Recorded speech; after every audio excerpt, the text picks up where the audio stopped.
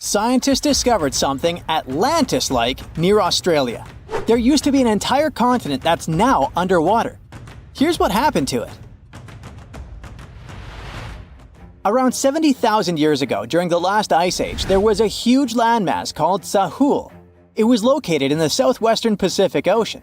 This ancient supercontinent connected what we now know as Australia, New Guinea, Tasmania, and the Aru Islands into one giant piece of land. Imagine lush tropical rainforests surrounded by beautiful mountains. Sahul's tallest mountains were in the New Guinea highlands, with peaks reaching over 13,000 feet. This beautiful place was home to a variety of unique animals, most of which were pouched creatures. But back then, they weren't just koalas and kangaroos. Sahul was filled with different types of grazers, burrowers, scavengers, and predators. It was home to a huge diprotodon, a powerful hunter Thiosolio, and a horrifying megalania, a creature that's much larger than any living lizard today. It was a unique place because the rest of the world was filled with placental animals at the time, like wolves, elephants, and humans. In Sahul, the only normal mammals were bats and rodents. But not all its parts were the same. The Timor, Arafura, and Carpentaria regions were covered by hot savanna and dry forests. It looked kinda like modern Australia, hot air deserts with scrubland, steppe, and temperate forests along the eastern coast. Back then, people were migrating all across the world. They made an incredible journey from Southeast Asia to Sahul and first arrived here from 60 to 45,000 years ago. They mostly traveled by foot and crossed the sea using bamboo rafts and simple boats. They came there from an ancient landmass called Sunda, which includes parts of Southeast Asia. They traveled across a series of islands known as Wallachia and eventually spread across Sahul. And it wasn't a small journey. Sahul was huge, around 4.1 million square miles. That's bigger than the USA or Canada. It stretched from the equator to around the southern part of New Zealand. So they arrived in what is now Australia and became Australia's first people. Scientists think that Sahul had a population of 500,000. We've discovered cave paintings that date back around 40,000 years. It's a hunting scene depicting an anoa, or miniature buffalo, facing figures of humans and animals. Researchers are trying to figure out how these early settlers moved across Sahul and where we might find archaeological evidence of their journey. To do this, they created a landscape evolution model. The simulation showed how Sahul changed between 75,000 and 35,000 years ago. It showed potential migration routes and archaeological sites. Humans likely traveled along coastlines and rivers. But how did Sahul get submerged off the coast of Australia, similar to the mythical Atlantis? During the last ice age, much of the Earth's water was locked up in large ice sheets and glaciers. The sea levels were much lower than they are today. After that, the global temperatures increased. The ice sheets melted and the sea levels rose, flooding the land bridges that once connected different parts of Sahul together. About 8,000 years ago, New Guinea separated from mainland Australia, and then, about 6,000 years ago, Tasmania did the same. We still can explore the underwater parts of Sahul thanks to new technology. Divers explore and collect samples directly from the ocean floor. Underwater drones can go to places that are too deep or dangerous for humans to explore. And with sonar mapping, scientists use sound waves to create maps of the ocean floor. It's like using an echo to see what's underwater. The sound waves bounce off the seabed and come back, helping us create a picture of what it looks like. Deep underwater, archaeologists have found stone tools and other artifacts. They also discovered fossils of animals like Diprotodon and Thylasolio. By studying the underwater terrain of Sahul, they learned about the ancient rivers, lakes, and coastlines that existed during the Ice Age. But Sahul isn't the only underwater continent. Sahul isn't the only hidden gem of Southeast Asia. Take Sundaland, a place made up of Sumatra, Java, Borneo, and some other islands. This place was crazy huge during the Ice Age, but now almost fully underwater. Almost, but not entirely. The parts above the ocean are teeming with life. If you like birds, check this place out. It has almost a fifth of the world's bird species. You can spot colorful birds like the Java hawk eagle and the Bali starling among the lush forests. It's also a home to a fourth of Earth's fish species. Sundaland's waters are a haven for marine life, even the most exotic animals like the Asian arowanas. It's also a treasure trove of flowers. That's where you can find Rafflesia and Titan arum, the world's largest flowers. This makes it very similar to Zealandia. Zealandia is a long, narrow piece of land about half the size of Australia. It broke from Antarctica about 100 million years ago. Just like Sundaland, it isn't fully underwater. 7% of it stayed above sea level. This sticking out little piece is what we now call New Zealand, along with Stewart Island and some smaller islands. These pieces of Zealandia are lush and warm. They're packed with volcanoes, mountain ranges, beautiful natural geysers, and hot springs. Local people, Maori, use these hot springs for cooking. People place corn, eggs, and vegetables in baskets and lower them directly in the hot springs. Sometimes they cook food in a pit oven using heated rocks. Another hidden world is known as Argoland. This mysterious landmass was once part of Australia, back when dinosaurs chilled around. It drove scientists crazy for decades. They knew it existed because it left a huge stretch on the ancient seafloor, the Argo-Abyssal Plain. About 155 million years ago, it broke off from Australia, saying bye-bye. The continent drifted somewhere north, and when it reached Southeast Asia, it just vanished. Scientists had no idea where it went, but recently they finally found its remains. Turns out, poor Argoland's lower parts started drowning into the Sunda Trench, a horrifyingly deep oceanic pit.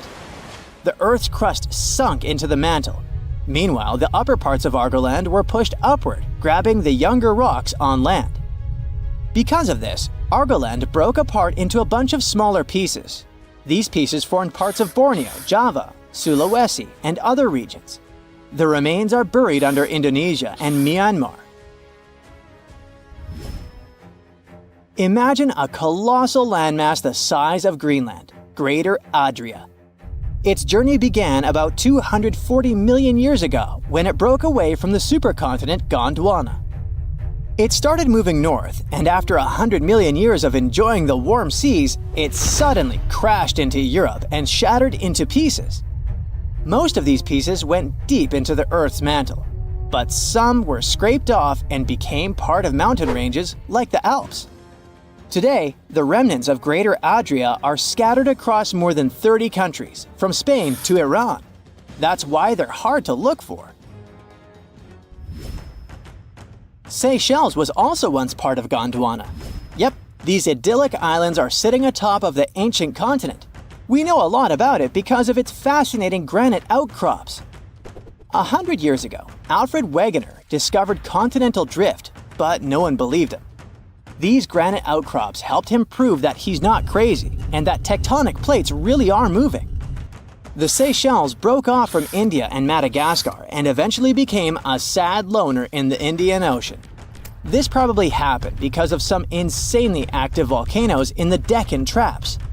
But now, the islands are home to unique species both on land and in the coral reefs nearby. Mauritia broke off from India after the dinosaur wiping. Along its journey, it stretched into a long ribbon-like shape and also broke into pieces. Now it's all scattered beneath the Indian Ocean. Scientists stumbled upon this lost land by studying tiny ancient crystals called zircons. These zircons are like time capsules. They date back an astonishing 660 million to 2 billion years. That's even older than Mauritius itself. These ancient crystals hinted that there's another Atlantis somewhere nearby. Turns out there are hidden continents all around the world, and maybe we'll discover more of them in the future. You've probably heard about the mysterious sea state of Atlantis. It was a high-tech utopia where people lived happily, But then something happened, and Atlantis disappeared from the face of the earth. Many people believe that this city lies at the bottom of the Atlantic Ocean. But what if we've been looking in the wrong place all this time? What if it's somewhere different from where they're trying to find it? What if all this time Atlantis was in the middle of the Sahara Desert? Well, this unexpected theory has some evidence, but to study this version, you first need to understand what Atlantis was and how we got to know about it. The very first mention of the mysterious city was in 360 BCE. Ancient philosopher Plato wrote about Atlantis. His work, Dialogues, described Atlantis as a rich land with advanced technologies. Its inhabitants were powerful, intelligent, and beautiful, like superhumans. He described in detail the structure of the city, and this was the main reason why many people believed in the existence of Atlantis. According to his records, the Atlanteans built this place in several concentric circles of black and red stone. Then they covered these circles with brass, tin, and precious metals. In the city, there were water channels on which ships sailed. The Atlanteans were sailors, so they built a passage from their city to the open sea. On the internet, you can find many drawings of Atlantis, created based on Plato's descriptions. Take a look at these drawings and an actual photo of the Eye of the Sahara. This place in the Sahara has a shape of several concentric circles. It looks as if a destroyed city left a trace on the sand. Many people have written online that the lost city was located there, but no one could prove it. Once upon a time, the Sahara was filled with rivers and lakes. In prehistoric times, there was only water there. So far, everything matches. The Eye of the Sahara was first discovered in the 1930s. This place was considered a crater from a fallen meteorite. But in the middle of the 20th century, scientists conducted a soil analysis and refuted the version with a fallen space rock. In the end, everyone agreed that this was a dome of molten rocks under which magma was raging. For millions of years, wind and water had been destroying the formed landscape and eventually made it look like perfect circles. But what if the Atlanteans once came to this place and used natural circles to build a city? In this case, we would have many traces and artifacts from this developed civilization. And yes, archaeologists did find some arrowheads, spears, oars, and other things there. But this has nothing to do with Atlantis. In the Eye of the Sahara, a multitude of Acheulean artifacts lies. It was an ancient tribe that frequented this place.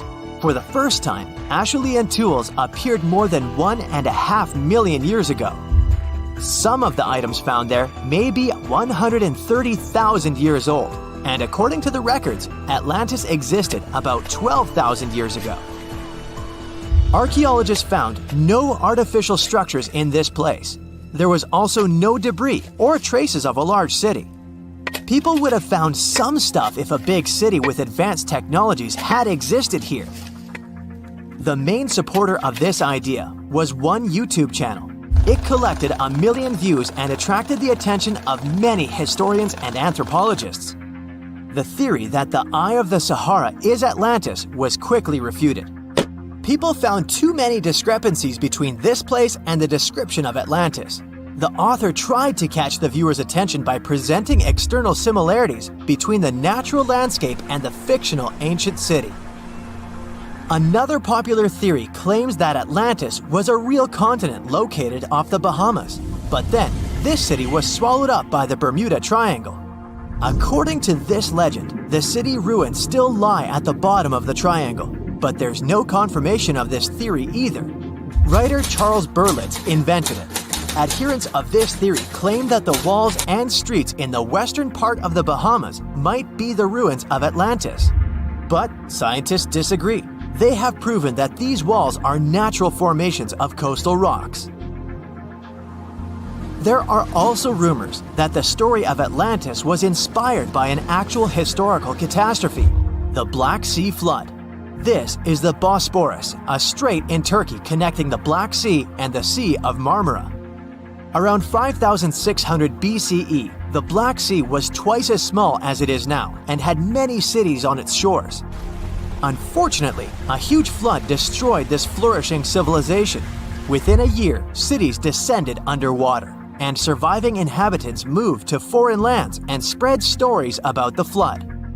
Maybe these stories inspired Plato to come up with Atlantis. In the 1950s, people came up with another version. Atlantis was the continent that is now Antarctica. Tens of thousands of years ago, a warm continent with a developed city shifted to the northern part of our planet because of the movement of Earth's crust. The Atlanteans couldn't adapt to the cold conditions, and Atlantis was covered with a thick layer of ice. This theory was refuted when scientists began studying the tectonic plate's nature. It turned out that Earth's crust couldn't have moved such a huge continent as Antarctica. The tectonic plates don't behave this way at all. But the main question is, was Atlantis real? No one had described it before Plato. Perhaps the philosopher came up with it. Maybe he did this to emphasize the correctness of his views on life and to identify his philosophical theories. In his works, he wrote a lot about divine and human nature and how people can destroy this nature.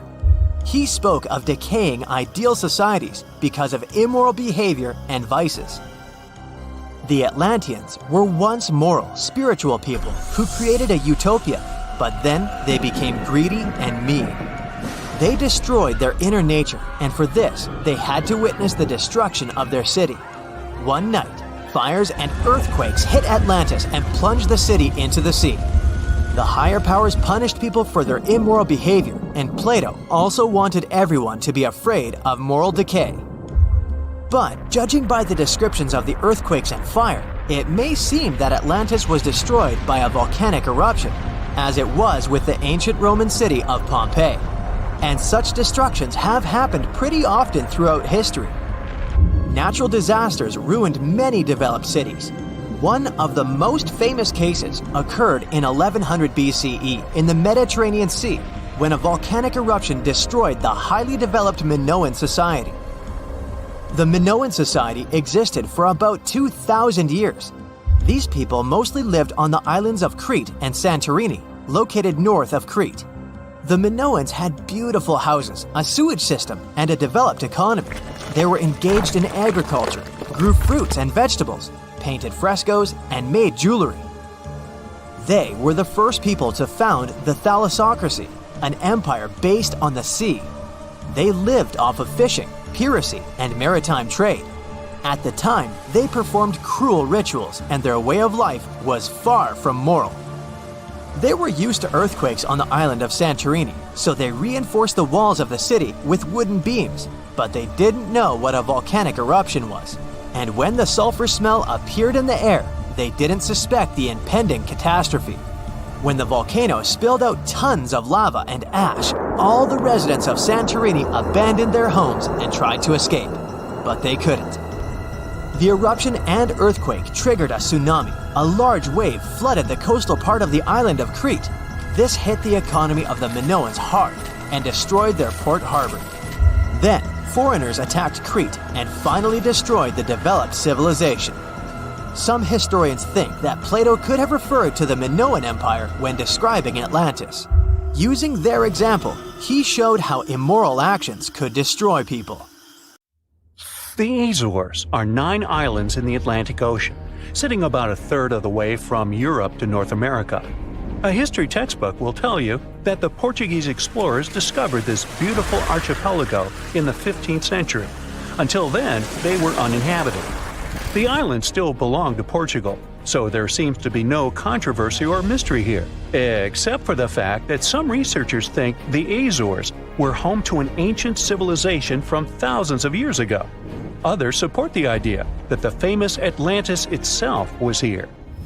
In 2010, archaeologists announced that they found some structures on the islands which looked like they were from the Stone Age. If that's true, it would mean that there was a civilization back then which was advanced enough to travel this far and settle on the remote islands. A special scientific commission studied the matter and concluded that those structures were natural rock formations or had a more modern origin. So the first settlers were supposed to have been the Portuguese. It didn't stop some enthusiastic scientists from further research. They analyzed the DNA of mice from the Azores and found that it had the same genetic characteristics as house mice from northern Europe. The little rodents couldn't have sailed this far without humans, so it looks like the first people had arrived at the Azores before the Portuguese, and the plot thickens. Dr. Felix Rodriguez, who works at the University of the Azores, is determined to find out exactly when it happened. He's studying the megalithic structures found in the Azores. Similar structures found in Western Europe and the Mediterranean date back to the Neolithic age.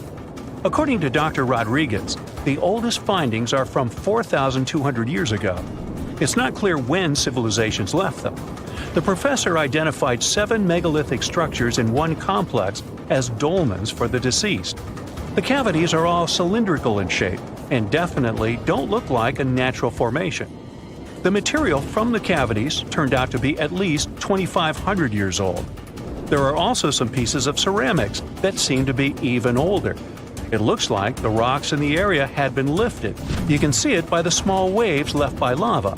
It's thick and sticky, so it can't leave vertical marks. Someone must have moved the rock from its horizontal position.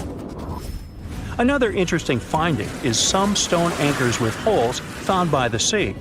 Similar ones were used in the Mediterranean and on the Atlantic coast of Europe, dating back to 1000 and 2000 BCE.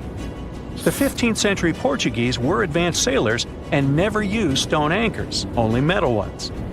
The scientists also managed to find a structure built right in the volcanic top. It looks somewhat similar to the ones built in the Mediterranean that are at least 2,000 years old.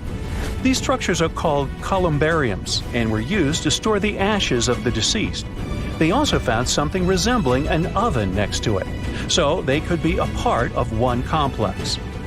There's also a basin in the middle, and it's not the only one on the island. It looks like they had a special meaning to their builders. There are channels around the construction. They connect the 4 basins, and the sun lights each of them at different times of the year. It was all carefully planned, as they were lit the brightest during winter and summer solstices and autumn and spring equinoxes. The water passed through all the basins and went directly into the sea. It could have been a purifying ritual. Now, some people are skeptical about the findings and believe they're all parts of a fortress from the 16th century. Professor Rodriguez is determined to prove it's all much, much older. There must have been some ancient civilization here that could have left because of the volcanoes that go crazy every 50 years. Antonietta Costa, a postdoctoral student at the University of Porto in Portugal, is also sure that the first people came to the Azores in prehistoric times. She has studied standing stones with small openings, explained as cuts for quarrying the stones. Costa believes they are part of a calendar system. She noticed that none of the slits in the rocks were aligned with the cardinal east direction. The slits closest to it are smaller than the ones facing other directions, so it can't be just a coincidence. It also looks like the slits are aligned with the solstices, and that's what makes Costa think it could be a calendar. She also thinks the inscriptions left on slabs of bedrock on the islands are much like those maps that were left on the rocks during the Stone Age in mainland Europe. Another interesting theory about the Azores is that it could have been the location of the famous Atlantis, which was lost under the sea. Since the Azores archipelago is in the middle of an ocean, it could technically be a perfect place for that. A 20th century scholar quoted Plato to prove this theory was right. The Greek philosopher suggested that Atlantis was in between the continents. The coins and sculptures supposedly found in the Azores when the Portuguese just arrived also point that there was someone else present there. And way more recently, in 2013, a sailor found a huge structure looking like a pyramid off the Azores coast. It was most likely a large submarine volcano, but it's much cooler to think it was some big deal in Atlantis, right? Peru has its own mystery. Amid the desert, you can find some eerie marks called the Nazca lines. They're known as geoglyphs and were created more than 2,000 years ago by the people of the Nazca culture. Thanks to a dry climate and strong winds in the desert, most of the Nazca lines have reached our day. To create them, Nazca people removed the top layer of the pebbles and revealed the soil beneath the ground.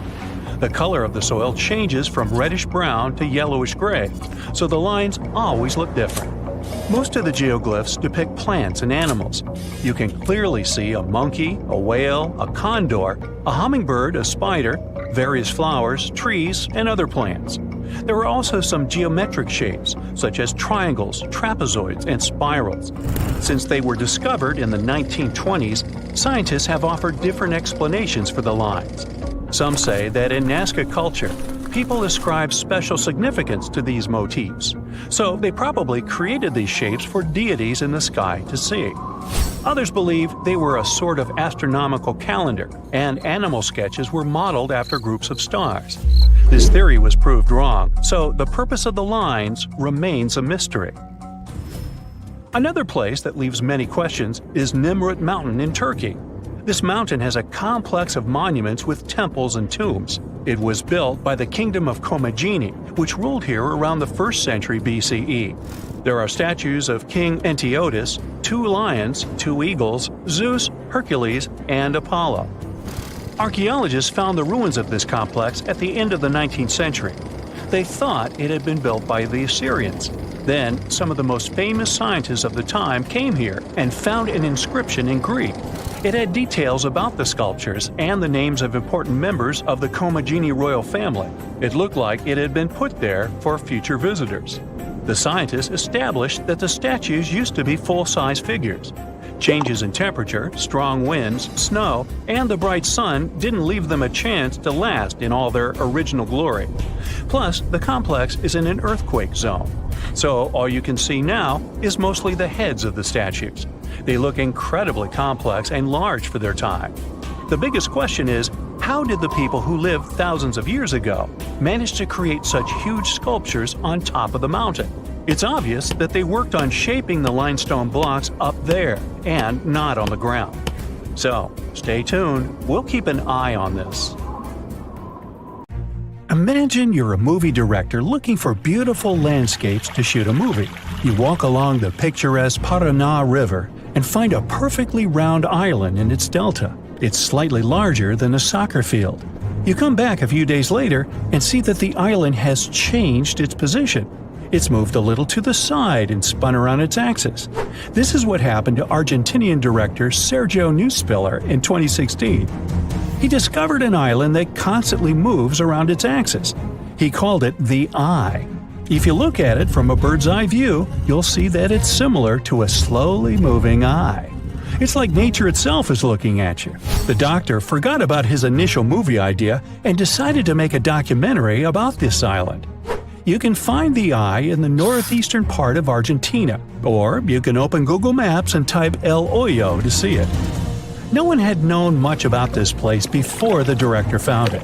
Perhaps there are many such moving islands on the planet. If you look at satellite images of this area, you can see other similar pieces of land inside lakes, but they're not so round and don't rotate. Surprisingly, scientists haven't yet solved the secret of the bizarre island. The most popular theory says that underground wells create strong water flows and change the current that pushes the island from side to side. When the Eye collides with the ground, it bounces off like a ball, causing parts of its muddy shores to break off. But not everyone looks for a scientific explanation for this natural phenomenon. Some locals believe that the island is part of some kind of technology created by space civilizations. Ooh. Our next stop is the smallest island in the world. No one can even step on it because of its size. So, here's Vancouver Island in the Canadian province of British Columbia. Fairy Lake is located here. Look at the water. You may not notice the island at first. Technically, it's not even an island. It's just a piece of log sticking out of the water. This log is covered with moss and grass.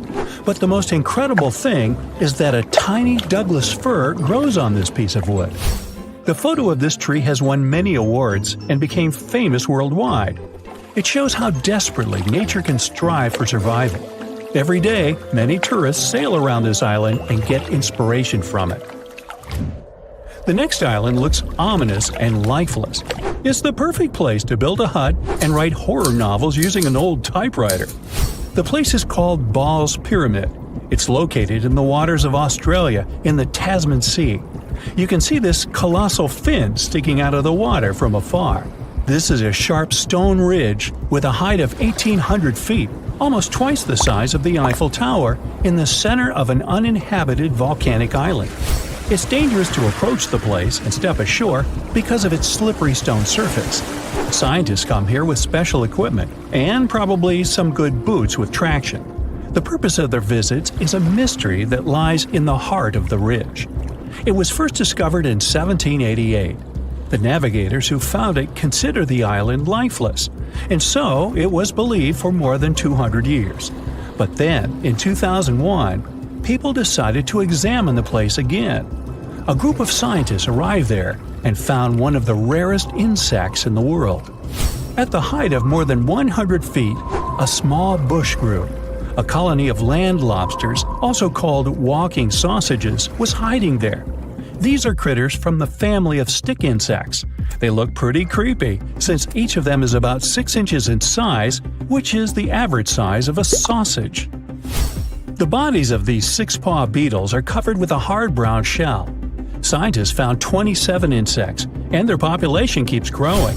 These creatures were considered extinct at the beginning of the 20th century. Scientists still don't know how these beetles got to this remote, harsh place and how they managed to survive there. The next unusual place is probably the most isolated and one of the most mysterious in the world. Welcome to Bouvet Island, located in the southern Atlantic Ocean, 1,600 miles from the coast of South Africa and 1,100 miles from Antarctica. It's possible to get there only if some big ship is passing by. An ordinary motorboat won't be able to reach this place because of the cold temperature and icebergs.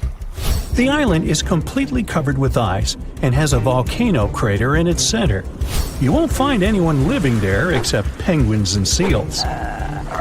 One French explorer discovered the island in 1739, but then its coordinates were lost. People found this place again only at the beginning of the 19th century. But people set foot on the shore of this island for the first time only in 1927. Then, closer to the 50s, they decided to build a weather station on it. Researchers came there and found something strange on the icy surface of the island. And it wasn't due to the penguins and seals. It was a lifeboat lying in a small lagoon among the seals. It was in good condition. Not far from the boat, they found oars and an empty copper container. Perhaps some ship went down nearby, and the survivors reached the island in this boat. But the researchers found no traces of people. Until now, this boat remains a big mystery. How about visiting an island that doesn't exist? It's in the South Pacific Ocean near Australia and New Caledonia. It's called Sandy Island. It was first discovered in 1876. Researchers began putting it on maps at the beginning of the 20th century. But when people arrived at the specified coordinates, they found no island. So by 1970, people had removed it from all the maps released at that time. Then, in 2012, Sandy Island appeared again, this time on Google Maps. The researchers came there, but still found nothing. Maybe it had gone underwater. With the help of echolocation devices, they explored the seabed, but didn't notice any signs of an island. They found out that it appeared on the maps because of human error when printed cards were being transferred to digital ones. The mistake was quickly corrected, but a trace of it remained. If you enter these coordinates into Google Maps, you'll see a mysterious black spot in the middle of the ocean. And that's precisely where I am narrating this story. Nah. How did people discover it in 1876? Most likely it was an underwater volcano that woke up and spewed some magma out. In the cold water, it solidified and turned into pumice. So people on that ship must have noticed huge floating pieces of volcanic rock and mistook them for an island. Our next island could be a new continent, but turned into nothing. At the beginning of the 20th century, famous marine explorer Robert Peary, the first in history to reach the North Pole, went on an expedition to the northernmost Canadian island, Ellesmere. He was on the shore, looking through his binoculars at the ocean. In the distance, amid the white snow, he noticed the white peaks of a giant island stretching across the horizon. The traveler didn't have enough food and fuel to get there and check out this land.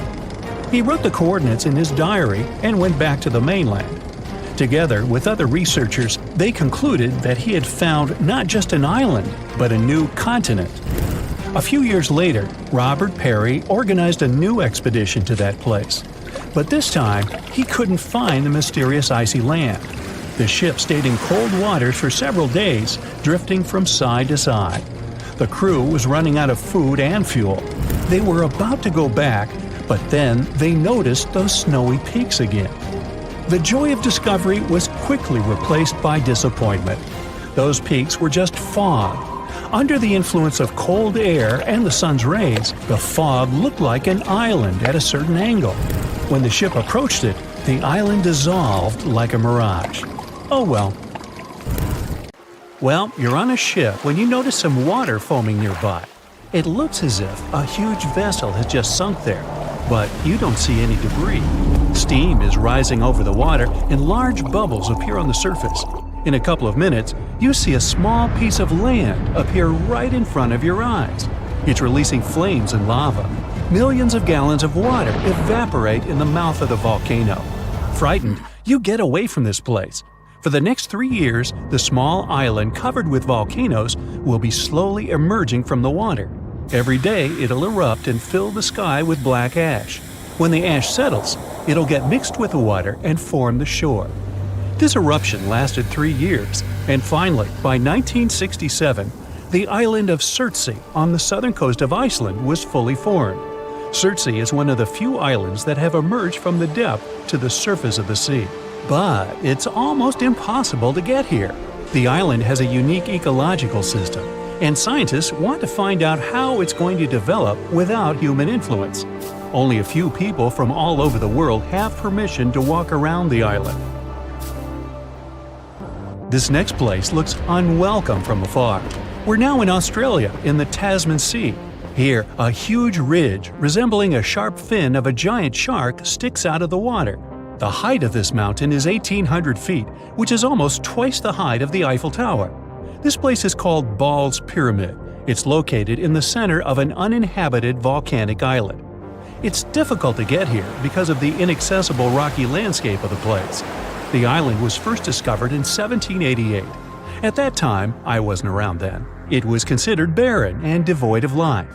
But more than 200 years later, in 2001, a group of scientists arrived at the island, and they found some incredible creatures there. They accidentally discovered the rarest insect in the world. It happened when the researchers reached the island, climbed to the height of more than 100 feet, and spotted a bush. Under it, they saw a colony of bugs known as land lobsters, or walking sausages. These creatures belong to the family of stick insects. Each of them is about 6 inches in length. This is the length of a spicy bratwurst. Add a little mustard and relish? Yum! Oops, back to bugs. That day, people found 27 insects, but since then, their population has begun to increase. These creatures were believed to have become extinct in the early 20th century. But to the contrary, they somehow managed to get to the Ball's Pyramid and survive. Our next stop is Brazil, almost 93 miles from the center of Sao Paulo. That's where you can find an island that's almost impossible to get to. But if you succeed, you're unlikely to leave it. It's called Snake Island. There's no other place on the planet with such a high concentration of snakes. According to researchers, there are about 5 snakes for 10 square feet of land there. They are the only owners of the island, since no other animals can survive among them. Snakes there are one of the most venomous species in the world, the golden lanceheads. These snakes are about 1.5 feet in length. Their venom is very powerful and fast-acting. If you let this reptile bite a raw piece of meat, the place around the bite will start to melt. Wow, count me out. Now, imagine you're on this island and the snakes don't bite you. The most interesting thing that you can find there is an old lighthouse. It's hidden in the dense foliage of trees. People lived on the island a long time ago.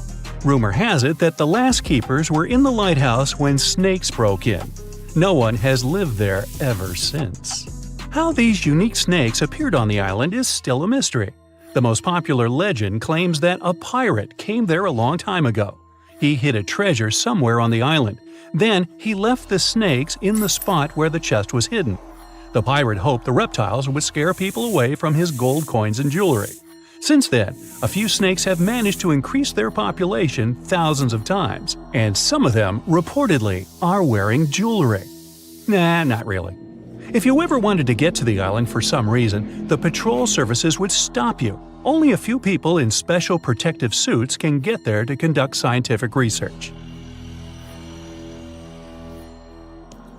The next island is located 17 miles south of the center of Mexico City. You can easily get here. There are no poisonous animals, nobody guards the place, and the island's landscape allows you to moor a boat. But most likely, you'll want to leave this place as soon as you walk there for a while, especially if you arrive at night. Dolls are hooked on trees all over the island. These toys have different clothes, different sizes, and different faces. You can find dozens of dolls on almost every tree. In the middle of the 20th century, one of the residents of Mexico City moved to this island and began to fill it with toys. He picked the dolls up from landfills and canals all over the island. It took him several decades to decorate each tree. In the beginning, it looked strange and interesting. Thousands of tourists came here to see the island. Then, the dolls began to age and rot. Rains and hot sun deformed their faces. Covered with moss, they started to take terrible shapes. But the worst thing is that some people believe these dolls come to life at night. Imagine wandering alone on this island under the light of the moon and suddenly noticing a hanging doll without one eye. Ew! It's turning its head in your direction. A second later, you're already jumping into the boat and sailing away as fast as possible. One of the most unsafe and inaccessible places on Earth is located in the waters of the Bay of Bengal. This is North Sentinel Island. It's a small piece of land that looks like a tropical paradise. But you won't get here for two reasons. Since 1956, any trips to this island have been prohibited by law. There are always several ships going around and patrolling the area. The second reason is located on the island itself. Imagine you've managed to get past the patrol boats. You're sailing on a small boat to the shore. Crystal clear water surrounds you. You can even notice passing fish and beautiful coral reefs. Ahead, you see the golden coast and bright green trees, and among them, you notice small dots. You get closer, and an arrow whizzes by a few inches away from your face. The next arrow is stuck in the wooden hull of the boat. The dots you noticed before are people, the local Sentinelese tribe. They're standing with bows, releasing arrows, and throwing spears at you. They are screaming something and waving their hands. You understand they are not happy to see you and will do everything to prevent you from reaching the shore. The Sentinelese have long been isolated from the whole world and are now defending their island in such an assertive way. They don't seem to be afraid of anything. Once, a helicopter flew to the island, and the locals still threw their spears and shot arrows at it. It's forbidden to approach the place, not only because it's unsafe for tourists, but also to protect the local tribe from the dangers of civilizations. People from the continent can easily bring some disease to the island and infect its inhabitants. The locals don't have immunity, even from the flu or a simple cold, never mind smartphones. In addition, the island is surrounded by a coral reef, and this makes it very difficult for large ships to reach the shore. Despite all the prohibitions and the danger, many people have tried to get to the island. In 1880, an officer got to the shore and discovered that the soil there was ideal for growing coconut palms. The man also found several villages on the island, but didn't dare to meet with the locals. Eventually, he left this place, alive. Since then, many more attempts have been made to get to the island. Many times, researchers and travelers gave the islanders gifts, like fish or coconuts. The locals accepted these presents, asked for more, but still didn't allow foreigners to approach their homes. It's also difficult to make friends with the local tribe because they communicate in one of the most complex languages in the world. Scientists and linguists have been studying it for decades, and at the end of the 20th century, some researchers managed to make friends with the Sentinelese. In 1991, the islanders were invited to board a large ship. A team of anthropologists gave them bags with coconuts. Only several members of the tribe accepted the gifts. For centuries, the Sentinelese have been living on their own, far from civilization. And almost nobody wants to change this situation. What, and pass up the internet, fried food, and Facebook? You're kidding. Sandy Island is a creepy landmass that appeared on world maps for nearly 200 years before vanishing into thin air. Located in the South Pacific between Australia and New Caledonia, this phantom island was first documented by explorers in the 18th century and continued to pop up on maps and even scientific surveys. But when a research ship sailed through its supposed coordinates in 2012, they found nothing but open water. They even measured the ocean depth at this spot, and it was always more than 4,000 feet deep, so there was no chance of a big piece of land could be hiding under the water. To make things even weirder, when you look up its exact coordinates on Google Earth, you'll still see a faint outline of what looks like a long, thin island, but with no landmass in sight. Theories about its disappearance talk about possible cartography errors, but the mystery of how a whole island fooled the world for centuries is still unsolved. Now, speaking of mysterious islands, let's dive into the enigma of Hashima Island. Located off the coast of Nagasaki, Japan, this small island was once a bustling coal mining facility, thriving with workers and families. But as the demand for coal declined, the island was abandoned in the 1970s, leaving behind a haunting ghost town. Today, Hashima stands eerily silent, with crumbling concrete buildings and overgrown vegetation. And if you are brave enough, you can do a virtual tour using Google Earth. But there are other places where digital maps won't let you see much, like the Ward Islands in Australia. If you search for its coordinates, you'll notice a bunch of blackout spots near the coast. This has led to all sorts of wild speculation online, sparking curiosity about what might be hidden beneath the surface. I mean, is it just a glitch, or could there really be some unusual wildlife down there? Well, we still don't have concrete answers for these obscured areas, but it is worth mentioning that this region is part of a wilderness protection area. This place is an important zone for the Australian sea lion and the New Zealand fur seal, for example. So, these blackout spots could be just part of a plan to keep everything private and protected out there. From creepy islands to abandoned places, if you ever find yourself driving through Rio de Janeiro, you might catch a glimpse of something unsettling: a group of creepy Santas, faded candy canes, and rusty slides surrounded by palm trees and dense greenery. This is Parque Aba Noel, an eerie, abandoned Christmas-themed amusement park in Brazil. The park's creator had big dreams, thinking it would become a massive, eclectic attraction with different themed areas. We're talking about a space the size of 460 football fields. Work started in 2000, but the place shut down a few years later after the creator tragically passed away in a car accident just meters from the park's entrance. Today, the attractions are slowly being taken over by rust. This totally feels like something out of a sci-fi movie, but those multicolored rings are actually right here on Earth, in Yellowstone National Park to be exact. At 370 feet in diameter, it is the largest hot spring in the United States and the third largest in the world. When you see it from above, the different colors come from various types of bacteria that act like real-life thermographic filters. Each type of bacteria thrives at different temperatures, and their colors reflect the heat levels in different parts of the spring. Our next stop is in Italy, where you can find the Villa de Vecchi, also known as the Red House or the Ghost Mansion. For every ghost mansion, there's an urban legend behind it. Now, while nothing we're about to say is confirmed, the tale is still pretty interesting and downright bizarre. Built in the mid-19th century by Count Felix de Vecchi, this once grand summer residence quickly became the site of tragedy.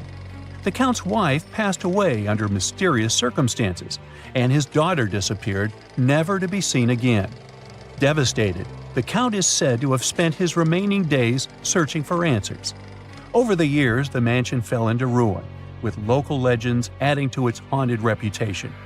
Some claim to hear strange noises or see ghostly figures, while others whisper about unusual rituals that might have taken place there. Though crumbling and overgrown, Villa de Vecchi remains popular for those intrigued by its eerie history. While we've explored eerie and abandoned human-made structures, let's take a look at a place where nature's forces left their own massive mark: the meteor crater in Arizona. The site was formed in an instant about 50,000 years ago, when a large iron-nickel meteorite slammed into Earth. Measuring just under a mile wide and 560 feet deep, the crater is one of the best-preserved impact sites in the world. Standing at its edge, you can almost picture the incredible force of the impact, wiping out everything around it. Today, the meteor crater is a fascinating geological landmark, drawing in scientists and curious visitors. From a Google Earth point of view, this area in Niger looks creepy, and what seems to be clusters of glass domes dotting the landscape, almost like an interplanetary colony. But in reality, it's kind of an illusion.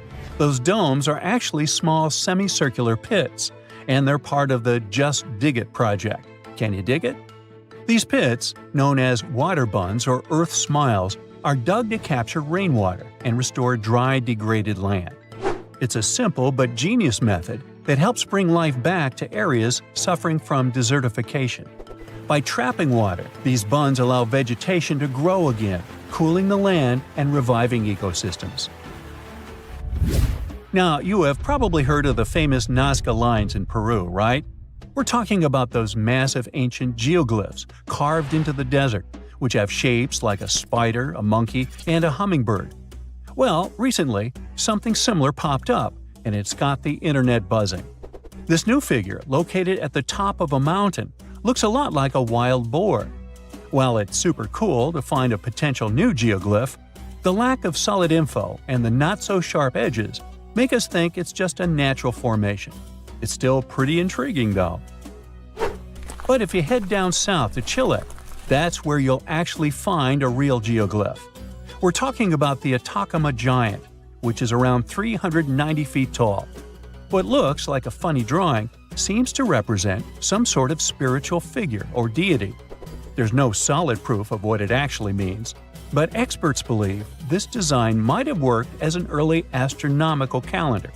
The points on the top and sides of the head are said to indicate the seasons based on how they align with the moon.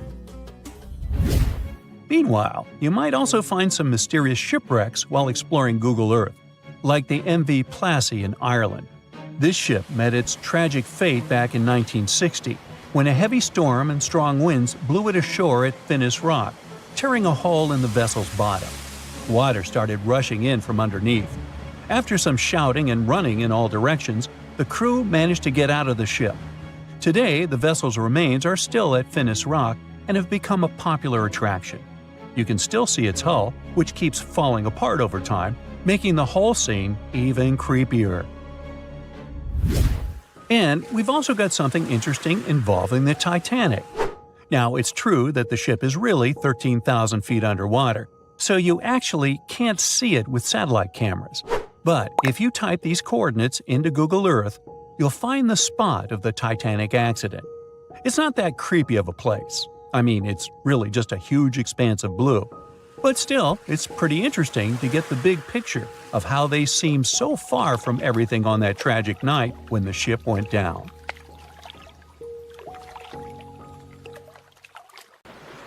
Even in 2023, you can still find places where modern humans have never been. Imagine living on one of such isolated islands.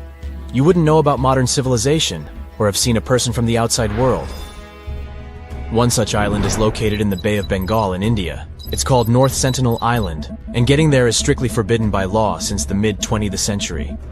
Even if you try to reach there, the Indian Coast Guard won't allow it. But that's not the only hurdle you'll face. Say you have decided to reach this island in a small boat. The water is crystal clear, and you can see all sorts of fish swimming around as well as some gorgeous coral reefs. And then you see the island in the distance. It looks like a dream come true. But before you can even think about getting any closer, you notice some dots on the shore. Suddenly, something whizzes past you and lands in the water. Wait a minute, is that an arrow? Yep, and the next one hits the side of your boat. Looks like someone on the island really doesn't want visitors. Turns out the dots on the shore are people, the local Sentinelese tribe, armed with spears and bows. They start shouting something at you in a language you can't understand, but their gestures imply that you should leave immediately. If that wasn't clear enough, they throw spears and shoot arrows at you. Yeah, that's definitely a clue you're not welcome here. It's not just you they're aggressive towards, though. They're known for guarding their island fiercely and don't want anyone else to come in. Even helicopters can be attacked when they fly too close. That's why the authorities have made it illegal to visit the island. It's not just to keep tourists safe, but also to protect the islanders themselves. The Sentinelese people have lived in isolation for thousands of years, and they have no immunity to modern diseases. Even a simple cold could wipe them out. Despite the risks, some people have tried to make contact with the Sentinelese tribe. They want to befriend them and learn about their way of life. And in some cases, they have succeeded, but it's definitely not recommended. You never know how the locals will react. Interestingly, North Sentinel Island was visited by an officer named Maurice Vidal Portman in 1880. He found that the island was surrounded by coral reefs and limestone, and had fertile soil perfect for growing coconut palms. He spotted several villages on the island, but didn't approach the locals or explore the island further. Maybe he sensed that it was best to leave this paradise alone. In the past, researchers have attempted to establish friendly relationships with them by offering them fish as gifts, which the locals accepted, but still refused to allow any visitors to approach their home. Despite their complicated language, modern people were able to communicate with the islanders over several decades, and in 1991, one of the locals approached the boat that was carrying the gifts for the tribe and accepted them. In the same year, a group of locals even boarded the boat and took a bag of coconuts brought to them by a team of anthropologists. This was one of the last positive interactions with the tribe, as India's government has prohibited any interaction with the Sentinelese for their safety. There is another beautiful island located 25 miles off the coast of Brazil, which has a lighthouse that serves as evidence of modern humans' presence. However, there are no people on the island, and the Coast Guard occasionally check the lighthouse to ensure that no strangers have visited the place. People are not allowed to visit this island for their own good since it can be dangerous. So, what's wrong with Snake Island? The name will give you a hint. It's got like 4,000 snakes all over the place. Basically, one every 10 square feet. They slither on the ground and hang from the trees. And these are not just any snakes, but some of the most venomous in the world. They're called golden lanceheads, and they only live on this island. The snakes are so savage that they specialize on hunting birds that come here to rest during their long flights. The island used to be connected to Brazil, but it got separated by the sea about 10,000 years ago, and since then these snakes have ruled the roost. They're the kings of the island, and they have no predators to fear, but they don't have a lot of food options either, so they evolved to have super venomous bites to take down their prey easily. Anyway, enough about snakes. Let me tell you about another creepy island in Mexico. It is located in one of the canals in the area called Xochimilco, just 11 miles away from Mexico City. It's not forbidden to visit or anything, but it's pretty scary anyway. So have you heard of the Island of the Dolls? It's a creepy place filled with dolls hanging from trees and buildings. A guy in the 50s moved here alone from Mexico City and started hanging them up, and continued to do so for decades, making the place look like a haunted doll graveyard. But wait, it gets even creepier. The dolls have deteriorated over time, covered in moss and turned green. Some say they come to life at night. If that doesn't give you the heebie-jeebies, I don't know what will.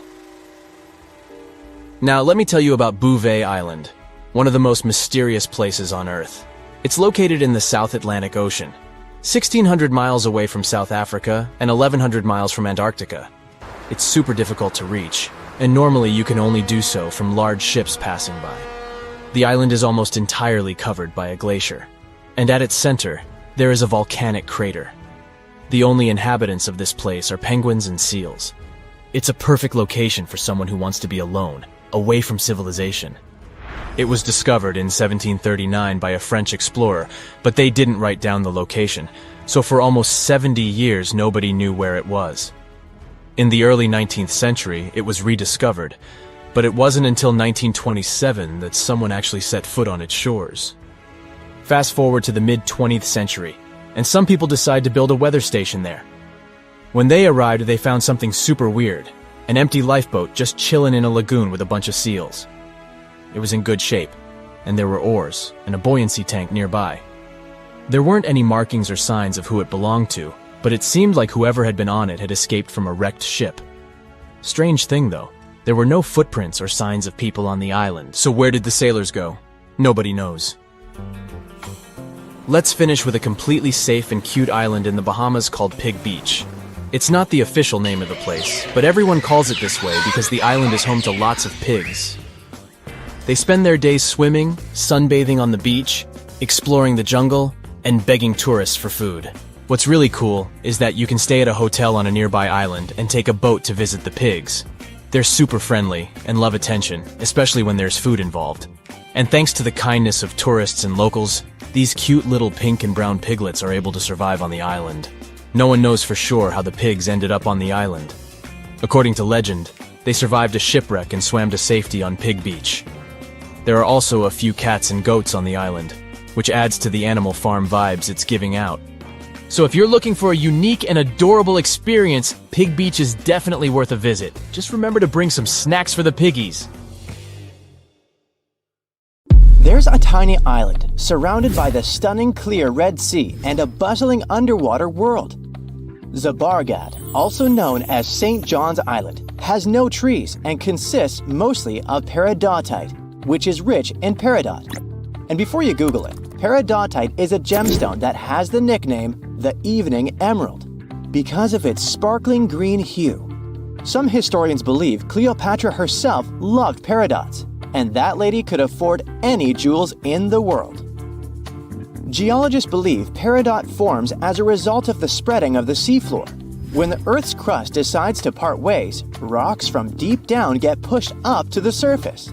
That's exactly how our treasure island formed. The African and the Asiatic continental plates bumped into each other, and rocks in the lower crust went above sea level. Peridot also comes from meteorites that have crashed into Earth, but that's really rare. Its color ranges from a brown-green color to yellowish-green to pure green. Yellowish-green is the most common shade you'll see in jewelry. This color is possible thanks to a good amount of iron in the stone. The deposits of this beauty are spread all across the world, from Vietnam to Arizona and Hawaii, Tanzania, South Africa, Sri Lanka, and Norway. And then, of course, there's Submergence. So, this place is geologically unique as it's an island built of uplifted mantle, and it's also the oldest and longest known source of peridots in the world. The first people came here for the gemstones many centuries ago. Famous Roman philosopher Pliny the Elder mentioned in his writings that pirates had discovered Submergence's treasures in the year 500 before the current era. The beautiful green rocks made their way to Queen Bernice of the Roman Empire. They came from the ancient trading port Berenike on the edge of Egypt's eastern desert.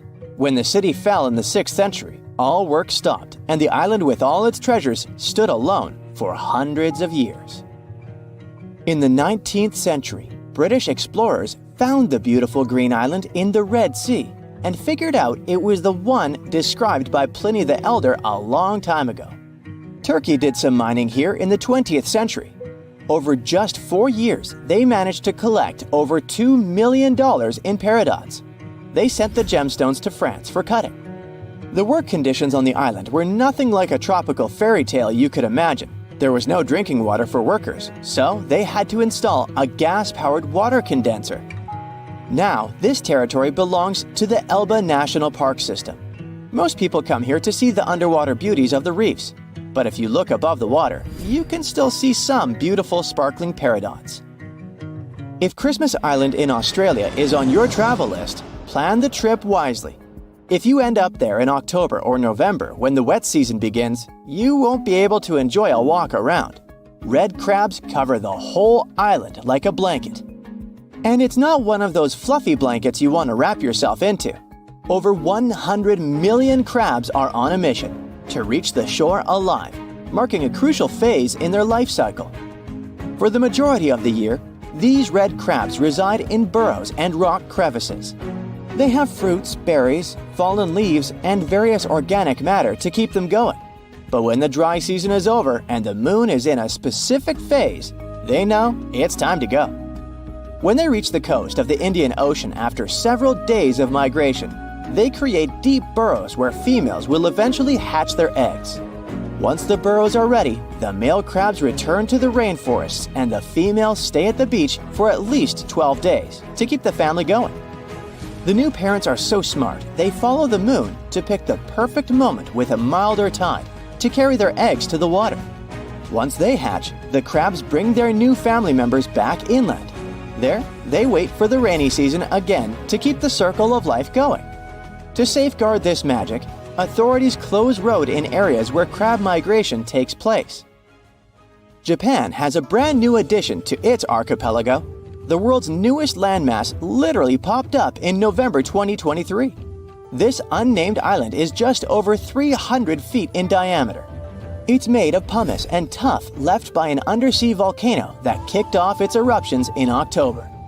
The volcanic hustle has quieted down since then, and the waves are eroding chunks of the newly found land.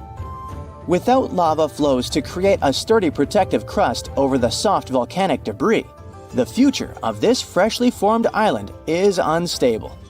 Similar islands had popped up before but were short-lived and vanished once volcanic activity ceased. An island born in 2021 the same way is still visible today though, so the newborn island might have some life prospects. If not, we're likely to see more territories like this. Japan is super rich in active volcanoes on land, with over 100 in its collection. If you make friends with the Uros people living in the Lake Titicaca area and ask them for their address to send a postcard, they will have a hard time answering. Their ancestors from more than 500 years ago came up with a brilliant invention to protect themselves from the Incas. They built islands from totora roots and reeds that could be moved away from danger deep into the lake.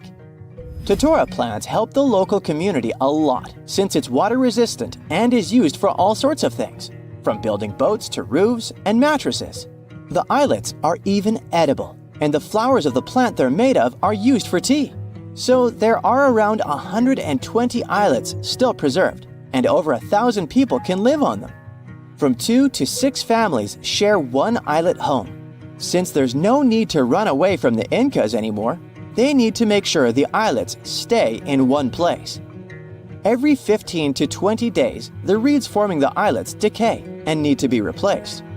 To prevent constant drifting, locals use eucalyptus rods as anchors, firmly securing the islets. Despite their small size, these islets have 2 spoken languages. The residents craft their fabric and create stunning outfits. Solar panels provide sufficient power for them to have light and even TVs. The main islet has a radio station, and the locals have embraced tourism. You can make a reservation online and experience the floating life yourself. Some islands pop out of nowhere, and others disappear without a trace. One of the most famous so-called phantom islands is Hy-Brasil off the coast of Ireland. Before you ask, no, it doesn't have anything to do with Brazil. Hy is a variation of I, which means island, and Brazil comes from the root bres, meaning mighty, great, beautiful in Irish, and it gave the name to one of the local deities. This tiny mist-covered island was first mapped in 1325, but later attempts to pinpoint its exact location didn't come to one result. So, legend has it that the island appears only once in 7 years, and even those who claim to have seen it say they had just sailed right through it without bumping into any land. Captain John Nisbet shared the story of how he had not only spotted Hy-Brasil, but got stranded on it with his crew. According to him, the island boasted a castle and was mostly uninhabited. There was even an encounter with an ancient grave gentleman who shared the island's ancient history over a lavish feast.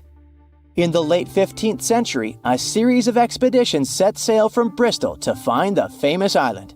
All attempts failed, and Hy-Brasil disappeared from the maps in 1865. We might never find out if it was there in the first place, but it's a beautiful story anyway.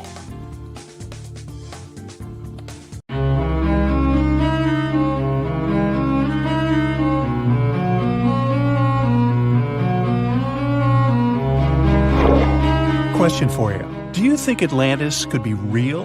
It remains as one of history's greatest mysteries.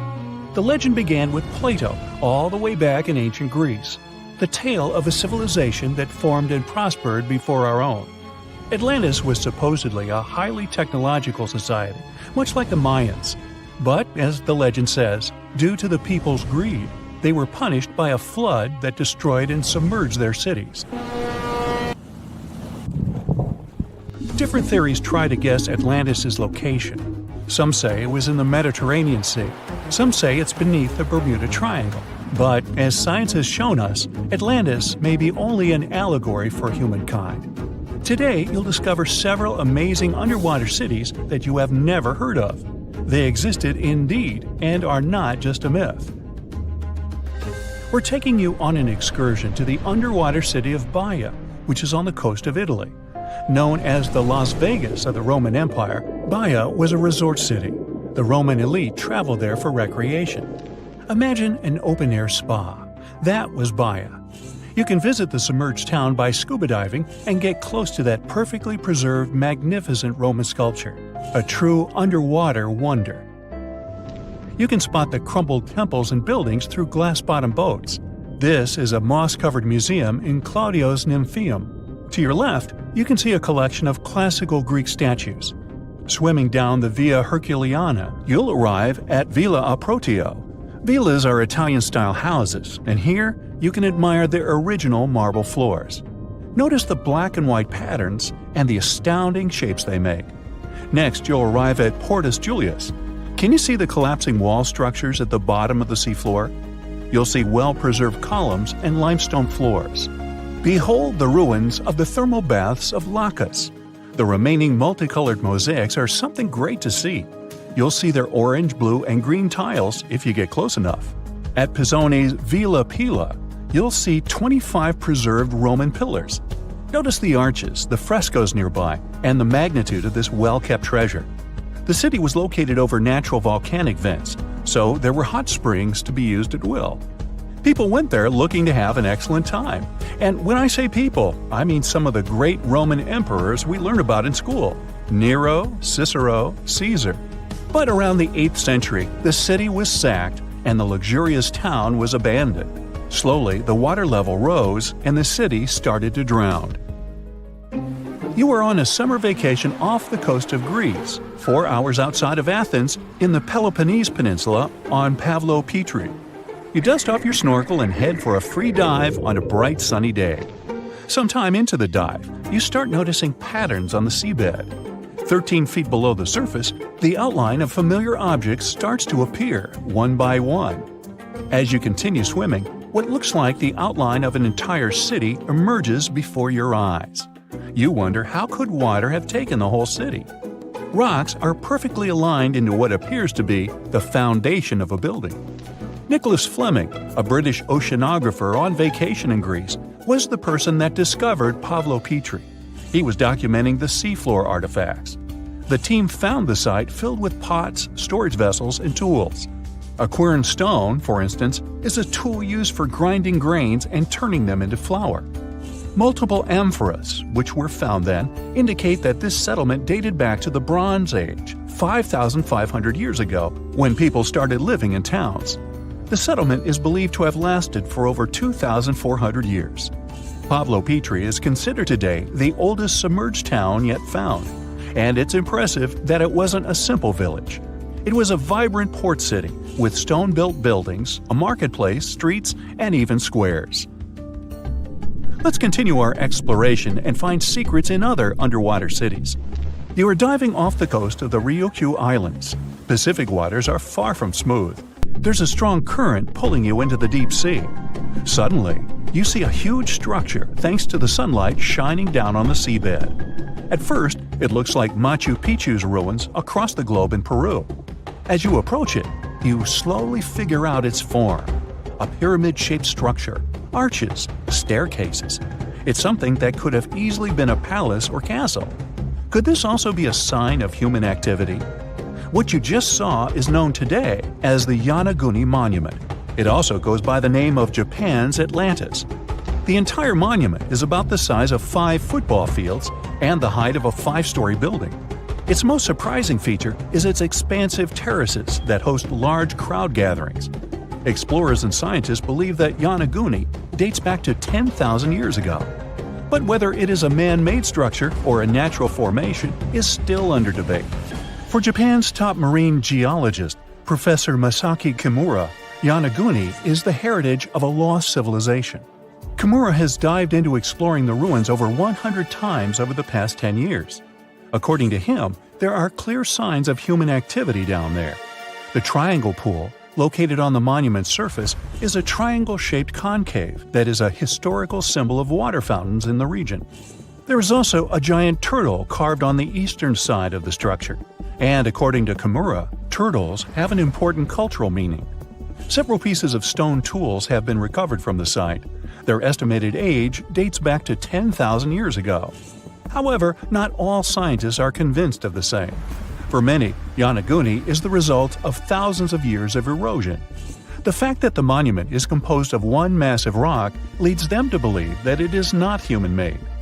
The defined edges and flat surfaces resemble a natural formation occurrence in Northern Ireland, known as Giant's Causeway.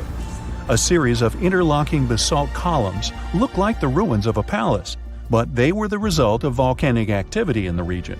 Well, stay tuned for more underwater discoveries.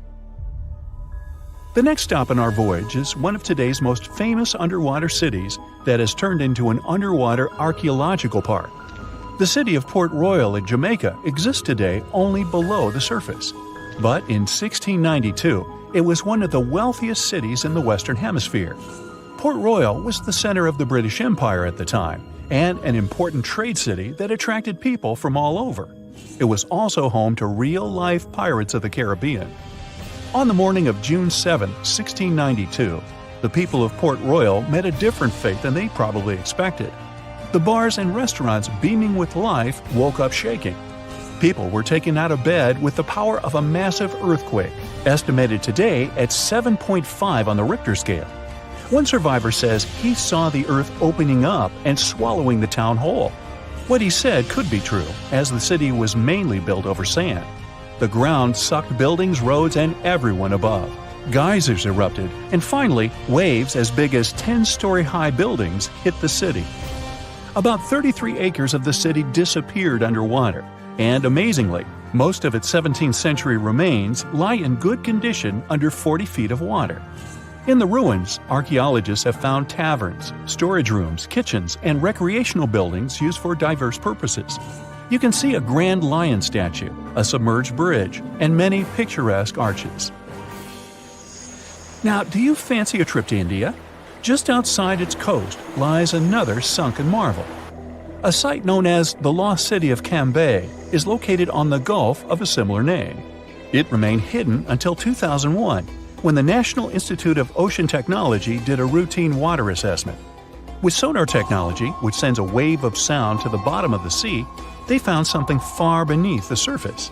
Images showed well-defined geometric shapes spread along a 5-mile stretch. The remains found dated to more than 9,500 years ago, meaning that this civilization was lost at around the end of the Ice Age. Debris recovered from the site included construction material, pottery, beads, sculptures, and even bones.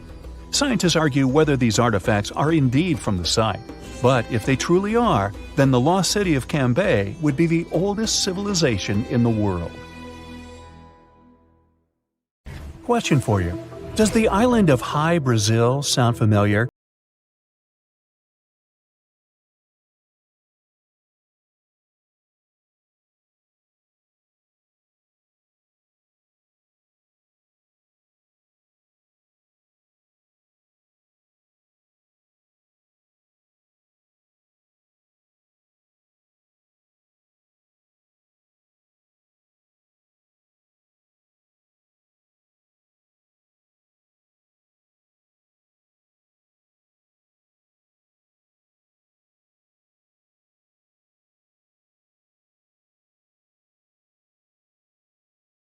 Dating back to 1325.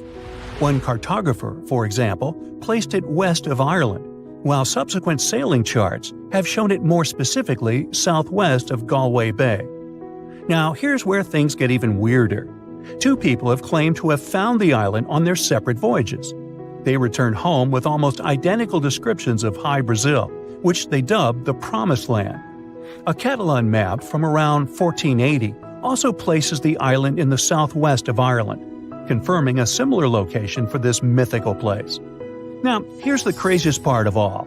Hy-Brasil is said to appear on maps as a perfect circle with a semicircular channel through the center. Two explorers claim they separately walked the shore of the island to determine where it ended, but they never found it. Most likely, looking at those drawings, even if the island ever existed at one point, they were just walking in circles. One of the most famous visits to Hy-Brasil was in 1674 by a British captain named John Nesbitt of Killybegs.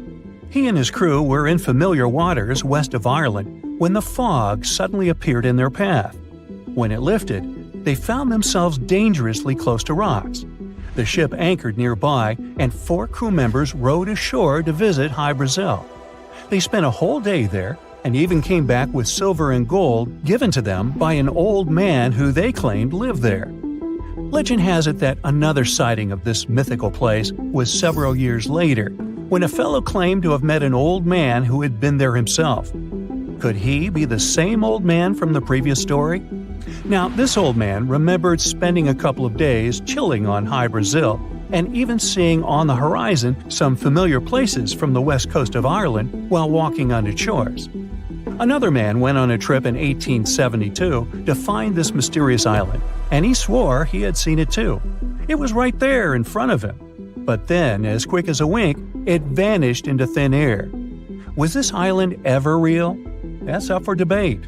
We can't deny, though, that there are so many stories and legends about this place that it's hard not to be curious. We've only recently figured out that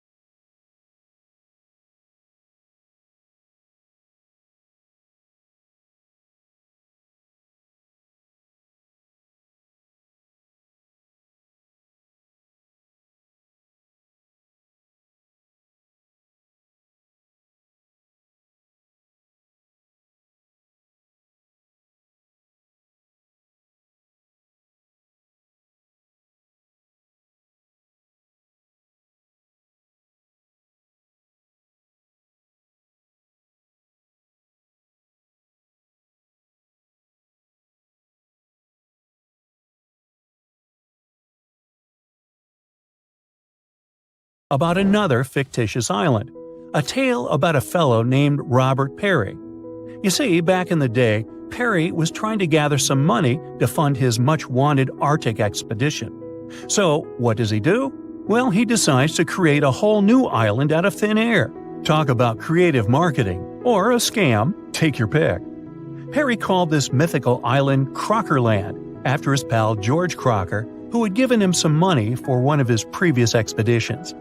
Perry claimed to have discovered this island during his 1906 trip to the Arctic, but it was all a big fib to try and get more investments from his buddy.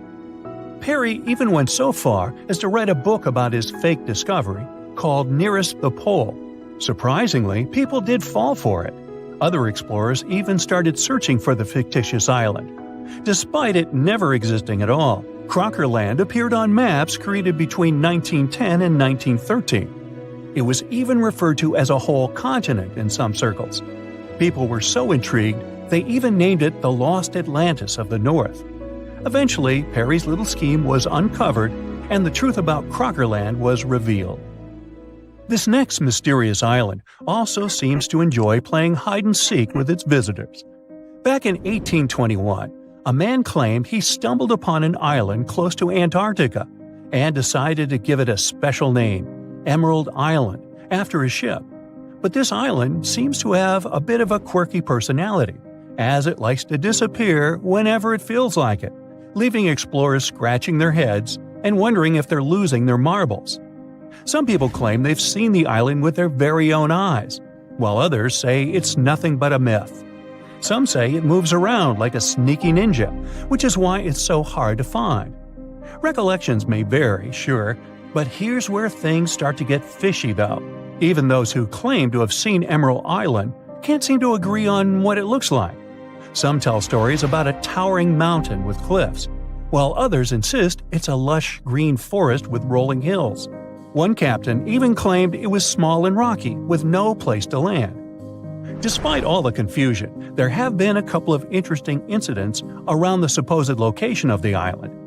In 1894, a Norwegian expedition to the South Pole thought they had finally found the elusive island, only to realize it was just an iceberg. In 1949, the crew of a ship from New Zealand got excited when they spotted what they thought was Emerald Island, but it turned out to be a group of clouds hanging out on the water. This next island was supposedly found by a certain Captain Daniel Dougherty. He claimed to have stumbled upon an island far south in the Pacific Ocean during a trip from New Zealand to Canada in 1841. He named it Dougherty Island, after himself, of course. Several other sailors also claimed to have seen the island, confirming its existence. However, one Captain Scott couldn't find it when he passed by its supposed location in 1904. Did it magically disappear? The icing on the cake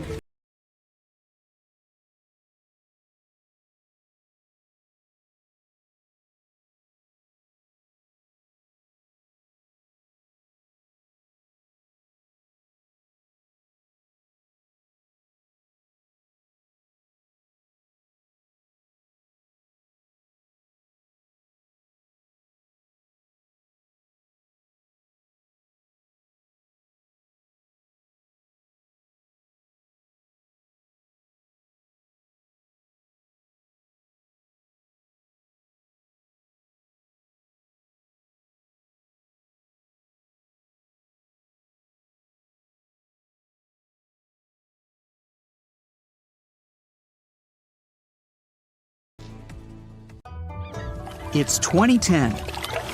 You're in the Japanese waters of the Pacific Ocean, about 745 miles south of Tokyo, and very close to the island of Iwo Jima. The sky is clear. There are almost no waves. A heavy, low rumble comes from somewhere deep under the sea. It scares away all the flying gulls. And then it gets quiet. Too quiet. It seems that even light waves don't dare to make a sound. Suddenly, a small bubble rises to the surface of the water. Then, thousands of air bubbles start moving up, one after another. The water begins to boil and heat up. Its temperature is so high that you can cook eggs or pasta in here. The boiling area grows to the size of a stadium. A huge amount of steam is released into the air. You can see an outline of some huge object through the boiling water. Then, everything stops. The water cools. The amount of bubbles goes down, and the surface of the ocean becomes calm again. That year, an underwater volcano erupted at that specific location. Fortunately, it didn't bring any serious consequences. In August 2021, the eruption repeated. But this time, everything wasn't limited to the bubbling water. The Japanese Coast Guard reported strong volcanic activity in the region. Hot steam and gases came out of the water and rose into the air to a height of 10 miles, which is about twice the height of Mount Everest. The huge awakened volcano began to slowly lift to the surface. If you took a helicopter ride above this place, you'd see more and more land coming out of the water. This is not just a volcano, it's a whole island in the shape of a horseshoe. And this is just the beginning. Seismologists say this island is the tip of a huge volcano. It fills the sky with smoke and ash. The air temperature is rising. Scientists continue to monitor the situation. They believe the volcano can completely get out of the water. Nobody knows what consequences this may have. This isn't the first island that has appeared in the waters of Japan. Underwater volcanoes have erupted several times over the past century. One of the most surprising cases occurred in 2013. That year, a small piece of land was formed next to the already existing island. The underwater volcano that emerged from the water began to grow slowly. At some moment, it connected to the island. After 2 years, the area of this island increased by 12 times compared to the original size. Smoke is always pouring out of this place, and its surface is filled with red-hot lava flows. The volcano is unstable and isn't going to calm down. Such phenomena occur not only off the coast of Japan. In the 1960s, a volcano awoke on the southern coast of Iceland. For 3 whole years, it was coming to the surface and had formed an island by 1967. They called it Surtsey. Unlike the Japanese islands, this is where the volcanic eruptions ended. Now the island is one of the most inaccessible places on the planet. Only a few scientists in the world have permission to walk around this place. They want to learn how the plant and animal life of the island are formed without human intervention. This is a unique event, and here's why. Underwater volcanoes differ in their behavior from land volcanoes. They don't explode and don't release lava flows upwards. A huge amount of water above them creates high pressure. As soon as the magma gets out, the water immediately lowers it to the seafloor. Underwater eruptions don't normally cause any changes on the ocean surface. So, millions of gallons of lava sink to the bottom, cool down, and solidify around the volcano. This lava forms a thick layer of Earth's rock. To make an island appear on the surface, an underwater volcano needs a lot of magma. The next eruption creates another thick layer. Millions of years pass, and passive lava flows form mountains. Constant eruptions increase the height of the seabed. Layer by layer, the cooled lava rises higher and higher, and then, one day, it appears on the surface in the form of an island. Often, underwater volcanoes don't reach the surface and fall asleep forever. Such volcanoes are called seamounts. The tectonic activity also affects the formation of islands. The volcano has a source of magma that comes from the mantle of the planet. The tectonic plate is moving, and a volcano is placed on it, so the plate can lead the volcano away from the source of magma. When a volcano rises, it can simply move aside and no longer erupt. From the outside, the volcanic islands look like an apocalypse, lava spraying in different directions, smog and ash filling the sky. But in fact, volcanoes are not about destruction, but the creation of new life. Lava is any hot metal, but the natural lava flowing out of volcanoes is called magma. When it appears on the surface of the ground, various gases and acids instantly evaporate from it, and magma becomes lava. But underground, it's magma. These molten metals contain trace elements of almost all chemical substances that exist in nature. They enrich the land they're flowing in. Ash is also filled with many different elements. The lava hardens, the ash settles, and this creates favorable conditions for the appearance of a rich ecosystem. It can take millions of years to develop, though. The simplest bacteria appear. They feed on chemical elements coming from the volcano. When you have favorable conditions for bacteria, you get favorable conditions for bigger life forms. Birds flying by also help to develop the new ecosystem. They build nests on the island, bring tree seeds and plant spores from the continents and other islands. All this enriches life on the volcano. Volcanoes are isolated places, so unique species of animals, insects, and bacteria can appear only there and can't be found anywhere else on the planet. However, if the volcano wakes up, it can also destroy the ecosystem. The entire island can be covered with ash and simply lose all vegetation. But then, on the scorched ground, life can appear again. Hundreds of islands around the world appeared because of the eruptions of underwater volcanoes. Hawaii, Indonesia, and Iceland have them on their territory. Imagine that people settled on a similar volcanic island and built a city there. And one day, the volcano woke up. It once happened 200 miles south of Tokyo.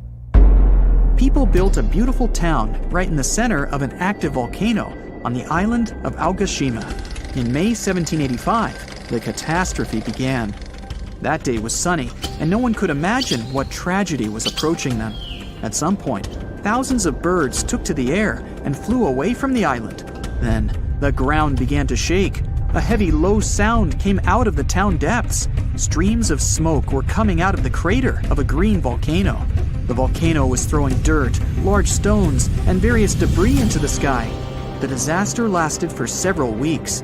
Since then, more than 200 years have passed, and the volcano has never woken up again. The town was rebuilt after the disaster. Now, this place is so great, people don't want to leave, despite the risk of a new eruption. More and more residents are coming to the island. There are many thermal springs, and the waters around the island are rich in fish. But the volcano may wake up at any moment.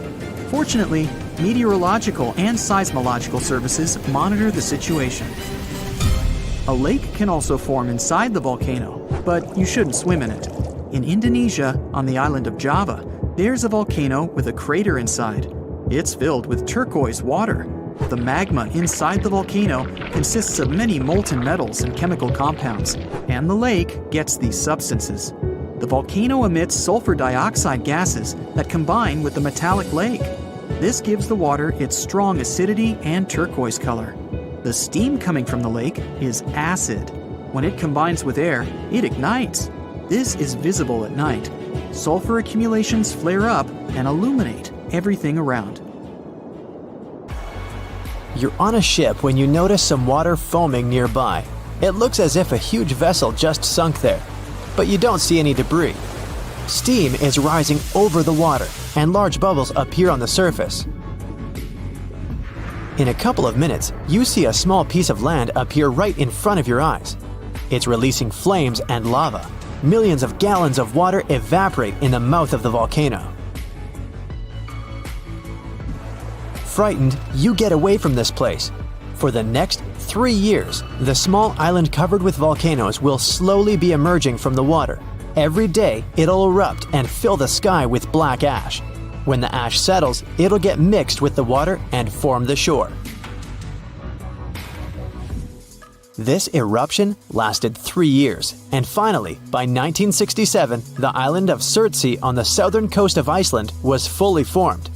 Surtsey is one of the few islands that have emerged from the depths to the surface of the sea. But it's almost impossible to get here. The island has a unique ecological system, and scientists want to find out how it's going to develop without human influence. Only a few people from all over the world have permission to walk around on the island. For many decades, people's minds have been occupied with the mystery of Easter Island, a remote piece of volcanic soil far away in the Pacific Ocean. But our planet hosts thousands of such lonely islands. What is so peculiar about this one? The mystery is concealed not in the island itself, but giant stone statues covering it. Who created the world-famous huge stone heads? Did they serve any specific purpose?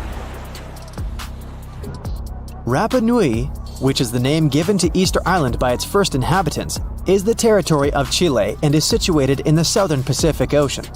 And it is so far away that you can easily consider it one of the most distant places on the world map. The only transport that can take you there is a plane. If you want to get to this destination point, you will need to spend 5 hours on board, flying from Santiago to Easter Island. The statues carry the name Moai. They started to be carved at some point between the 13th and 15th centuries. Rapa Nui statues are easily recognized thanks to their peculiar faces. They have long noses, wide chins, rectangular ears, heavy brows, and deeply set eyes. It is quite curious that the nostrils curl in the way fish hooks do. Firstly, people thought that the statues were made up only by their heads. But surprisingly, it turned out that there are full bodies that are attached to the heads. It was discovered during excavations in May 2012. The bodies were just hidden underground. Still, the heads of the statues, visible from the first site, make up 3/8 of each statue's size. As for the arms, they were carved against the bodies, resting in different positions. Most statues, 834 out of 887, were carved from the material called tuff, which is, in fact, compressed volcanic ash. Curiously, all the statues except one faced inland. It means their backs are turned to the ocean. Perhaps the reason for that was the belief that the statues were the protectors of the villagers. That's why they overlooked the settlement. The only statues not fitting into this pattern can be found at Ahu Akivi, a sacred place for the people of Rapa Nui. People keep wondering how the statues of such a huge weight have been distributed all around the island. What's more, in 1722, visitors found a small local population between 1,500 and 3,000 people. How could it correlate with the hundreds of statues on the island? The mystery surrounding the way Rapa Nui people could move the statues challenged the researchers, not letting them back off. In the 1980s, some of them decided to recreate a statue and check the possibility of moving it around. Several decades passed, and another group of American scientists proved that the islanders could tie ropes encircling the huge statues and move them with a walking motion. They backed up their theory with practice, moving a full-size replica using this method. Actually, their idea can explain why Rapa Nui folklore states that the statues were walking with the help of magic. It explains the way the statues were transported to their designated places. Our next stop is Brazil, far from the center of Sao Paulo. That's where you can find an island that's almost impossible to get to, but if you succeed, you're unlikely to leave it. It's called Snake Island. There's no other place on the planet with such a high concentration of snakes. They are the only owners of the island, since no other animals can survive among them. The golden lancehead. They are one of the most venomous species in the world. Their venom is very powerful and fast-acting. If you let this reptile bite a raw piece of meat, the place around the bite will start to melt. Count me out. Imagine you're on this island and the snakes don't bite you. The most interesting thing you can find there is an old lighthouse. It's hidden in the dense foliage of trees. People lived on the island a long time ago. Rumor has it that the last keepers were in the lighthouse when the snakes broke in. No one has lived there ever since. How these unique snakes appeared on the island is still a mystery. The most popular legend claims that a pirate came there a long time ago. He hid a treasure somewhere on the island. Then, he left the snakes in the spot where the chest was hidden. The pirate hoped the reptiles would scare people away from his gold coins and jewelry. Since then, a few snakes have managed to increase their population thousands of times. And some of them, reportedly, are wearing jewelry. No, not really. Even if you wanted to get to the island for some reason, the patrol services would stop you. Only a few people in special protective suits can get there to conduct scientific research. Susie gets here on a small boat. As soon as she steps on the ground, she turns on the live broadcast on her phone. She records dolls hanging on trees all over the island. They have different clothes, different sizes, and faces. There are about a dozen creepy toys on every tree. Rain and hot sun deform the toys' faces. They are covered with moss and greenery and have taken eerily scary forms. There are rumors they come to life at night. Wanna check? One of the subscribers writes, "No problem," Susie agrees. The sun is going down below the horizon. Darkness falls on the forest. Susie is wandering among the trees. The moon lights her way. She makes a fire to get warm. At this moment, she hears a strange sound. She notices some movement out of the corner of her eye. The phone turns off. Susie looks up and sees one of the dolls, lit up by the flames, is turning its head in her direction. Susie screams and runs away from this place. Of course, the doll didn't move. You can notice a little bird sitting behind the toy's head. A few days later, Susie found out that one of the Mexico City locals had moved to the island in the 50s and filled it with toys. He collected dolls from landfills and canals around the island. He spent several days decorating every tree. In the beginning, it looked strange and exciting for tourists. Then, as the dolls began to age and rot, this place became more attractive for people. There are several legends about the reasons for his obsession. Okay, Susie's had enough of these mysteries and creepy places. Now she wants to admire something majestic that was created by nature. She arrives in California's Sequoia National Park, where the most giant trees in the world grow. She's looking with an open mouth at the biggest tree in the world, a giant sequoia. Its name is General Sherman, and it's about 2,000 years old. The volume of this tree is almost half the size of an Olympic swimming pool. Despite its age, it's not the oldest one. There are redwoods in the park that appeared 3,000 years ago. And the tallest tree in the world grows here, in California. It's a redwood that belongs to the sequoia family. It's called Hyperion. This is 1/3 of the Eiffel Tower's height. Just imagine what kind of view you can see from the tree's top. Now Susie is on the island of Madagascar. She's going to see unique baobab trees. They look like something has ripped them out of the ground, turned them upside down, and shoved them back in. Baobabs are some of the most beautiful trees in the world. Most of them are here in the Alley of Baobabs, but you can also find them in Australia and South Africa. Their tree trunks resemble sponges. They expand and absorb moisture during the rainy season. Elephants like to drink it. They tear off and chew the trunk's parts to quench their thirst. At night, flowers bloom on the baobabs. They smell like sour milk and attract bats. But the most interesting thing is that the baobab doesn't dry out and doesn't fall like other trees after the end of its life. It crumbles, settles, and leaves a pile of pieces on the ground.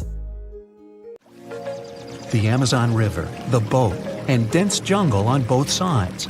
All is silent. Only the engine is revving, and you look around nervously under the earnest gaze of the Peruvian guide. Suddenly, the man smiles and points ahead. This is it. You've finally arrived at Iquitos. The city is hidden deep within the Amazon rainforest.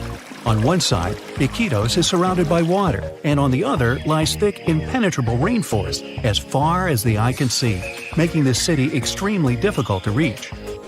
First, you had to fly to Peru's capital, Lima, a vibrant coastal city. From there, you traveled by bus through Peru's vast jagged mountains before being plunged into the heart of the Amazon rainforest. 3 days into this bus journey, you reached a small town where the road suddenly stopped. At over 140 square miles, Iquitos is the largest continental city in the world that cannot be reached by road. You're still over 200 miles away from Iquitos, so from here you take a boat ride along the hot, humid Amazon River before finally reaching the remote city 5 days after you left Lima. When you arrive in the city, you notice many of the houses are built on tall stilts. This is because, in the springtime, the river surrounding Iquitos swells up, submerging parts of the city in water. For this, Iquitos has been nicknamed the Venice of the Amazon. The stilted houses are tall enough to avoid the murky waters of the Amazon River. You hear loud buzzing coming from all around the city. It sounds like a gang of bikers have arrived. In reality, these are motocarrios. There are very few cars in Iquitos. Instead, they have motorcycles with small passenger cabins attached to them. There are around 45,000 of these things whizzing around Iquitos, making the city very noisy. Your trip to the most isolated places has just begun. So, you head to Norway and arrive in the capital city Oslo. Immediately, you hop on another plane. After a 3-hour flight, you land at the world's northernmost public airport, Longyearbyen. You step off the plane to see a small and colorful town enclosed by snow-topped mountains. There's no settlement further to the north than this. Longyearbyen translates to the Long Year Town, named after its American founder, coal miner John Longyear. You take a walk along the coast of the small town. The water is a beautiful crystal blue. You decide to dip your toe in to test it out. Ow! Bad idea. The average temperature of the water here is 32 degrees, making it ice cold. In the distance, you can make out a fuzzy white creature. It's a polar bear. In fact, it's a group of them. In Longyearbyen, polar bears famously outnumber humans. Around 3,000 of these animals populate the area compared to the human population of 2,300. Finally, the sun sets. You grab a blanket and sit back to take in the stunning view of the northern lights. Now, imagine you're walking in the scorching heat across Egypt's Great Sand Sea. You've been walking for miles, hours, days even. dreaming of water, greenery, and a place to rest, when suddenly you come across a small settlement with olive groves, palm trees, and even freshwater springs. This isn't a heat-induced mirage. It's the Siwa Oasis, an Egyptian city of 23,000 people and a miracle of nature. You travel here by flying to Egypt's capital, Cairo, and then embarking on a lengthy and desolate bus ride across the desert. When you finally spot some greenery amongst the sand, you have reached the Siwa Oasis. After refreshing yourself in the cool waters of the springs, you explore the city further and come across ancient ruins. This city has existed since 10,000 BCE, and many historical remnants can still be found there today. Amongst these ruins, you notice there are newer buildings. These are where the modern-day Siwi people live. You spend some time with the Siwi, a friendly and unique community of Egyptians. They tell you all about their city. The Siwa Oasis is located in the middle of the Sahara Desert, and due to its harsh climate, it's one of the most remote cities in the world. You notice how dry the air is and how scorching the sun feels. Reaching highs of 118 degrees Fahrenheit, this heat makes the Siwa Oasis a difficult place to live. It's time to travel to a more balanced climate. You head northeast and arrive in Russia's capital, Moscow. From there, you take a flight east again, traveling further and further across Russia until you're closer to Alaska than to Moscow. You've reached the city of Petropavlovsk, which translates to City of Peter and Paul. The first thing you see are giant mountains surrounding the city, cutting it off from the rest of the world. These mountains are in fact volcanoes. In this far eastern part of Russia, there are more than 300 volcanoes, including 29 active ones. These volcanoes stop any roads from reaching Petropavlovsk. The city depends on flights and boats to import supplies. You turn away from the volcanoes to stare out at the blue, shimmering ocean. The water looks nice, so you head down to the beach where a crowd of sea lions are sunbathing along the sand. Petropavlovsk is home to incredibly diverse wildlife. Just off the shore, you can see a whale fin poking out of the water. You explore the city's diverse landscape. You go to one of the city's ski resorts and spend the day on the slopes. Then you hike up a rocky path to the base of one of the city's many volcanoes. Finally, it's time to relax on a boat tour around the island to see the city's famous Three Brothers rock formation. Feeling inspired, you travel to another volcanic land, Chile's Easter Island. The island doesn't have a harbor and only one airline flies to the remote land, so you travel an entire day to Santiago, Chile. Then you climb aboard a small plane to fly to Easter Island. You walk among the high cliffs of the barren island and come across its famous monuments. These are giant, mysterious statues of human heads. They're called moai and were carved by the local people around 800 years ago. You inspect the earth beneath your feet. It looks and feels very dry. Easter Island consists of 3 ancient volcanoes. The volcanic soil makes it very difficult to grow crops or vegetation. Some of the city's trees were cleared hundreds of years ago to make way for the stone monuments, giving the island the empty look it has today. You embark on a boat ride 1,100 miles west from Easter Island. You reach a small green land floating in the Pacific Ocean. This is Pitcairn Island. You might recall that this place played a major role in the mutiny on the Bounty. You come down from the boat and begin your journey to reach Adamstown, the center of the island where its 43 inhabitants live. To reach Adamstown, you hike the Hill of Difficulty, a steep and rocky 200-foot climb to the top of the island. Now that you've finally made it here, you can explore the diverse and unique nature of the land. Pitcairn Island is home to the largest marine reserve in the world. You take a snorkeling trip and swim alongside all kinds of exotic fish. You explore vibrant coral reefs and even catch sight of a rare humpback whale. Dreaming of the great days of the old Wild West, you decide to travel to Supai, Arizona. To get to this Native American settlement and fragment of the past, you drive along America's famous Route 66. You stop, seemingly in the middle of nowhere with only desert land as far as the eye can see. Then you follow an 8-mile walking trail to reach Supai. You hike down into the Grand Canyon, almost 3,000 feet deep. You come across a stunning waterfall spilling over the cliffs of the canyon. This is Havasu Falls, a popular tourist spot, famous for its vivid blue-green water. After a further mile's hike, you finally reach Supai. Over 200 members of the Havasupai Indian tribe reside in the small town, It's often referred to as the most remote town in the United States. To your left, you see several mules making their way across town with packages on their backs. Because no roads lead to this small settlement, mail is delivered by a mule train. Without it, it would take the average mail carrier a 16-hour hike to complete this route. You walk around the area and come across many more towering blue waterfalls. The untouched nature and great views of the Grand Canyon make the long hike worthwhile. After a beautiful sunset, nighttime falls, and there are no lights for miles. The land is lit up by the countless stars shining overhead. Do you know how many continents there are on Earth? That's an easy one, 7. But wait a second, aren't Europe and Asia one large continent, Eurasia? It looks so when you look at the world map. Well, scientists think differently. They don't just look at bodies of land sticking out of the sea. Geoscientists study the types of rock that continents are made from. When you see the world from their perspective, the number of continents actually increases. Yes, they are not a myth. Lost continents exist, or at least they used to. They are hiding under other land masses. Peekaboo! Researchers have recently discovered one continent just like that. It's called Greater Adria. Sound familiar? Yes, it has something to do with the Adriatic Sea. This lost continent is completely buried under Europe. It collided with Europe and started to sink under it a long time ago. Today, it lies beneath Italy, Greece, and the Baltics. Its size and even shape match that of Greenland, the world's largest island. But how did geoscientists find Greater Adria? It's no longer visible, but it left some clues. Parts of it were embedded in the Alps. Other chunks were incorporated into present-day Italy and Croatia, on the other side of the Adriatic Sea. Limestone rocks from the former continent started to change once they were under the European landmass. Tremendous heat and pressure spread over tens of millions of years changed their structure. Out goes the limestone, in comes the marble. All the Greek and Roman temples you admired on your summer vacation were constructed using this marble.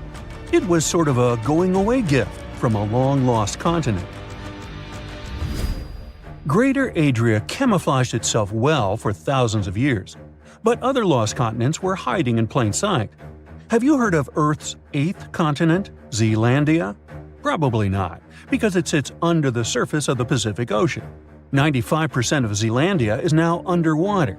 Can you guess where exactly? Its name is a good hint – under New Zealand.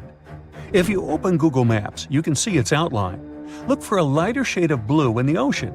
It should stretch from New Caledonia to New Zealand. This bump in the ocean floor used to be above sea level. It was about 2/3 of Australia and more than twice the landmass of Greater Adria in size.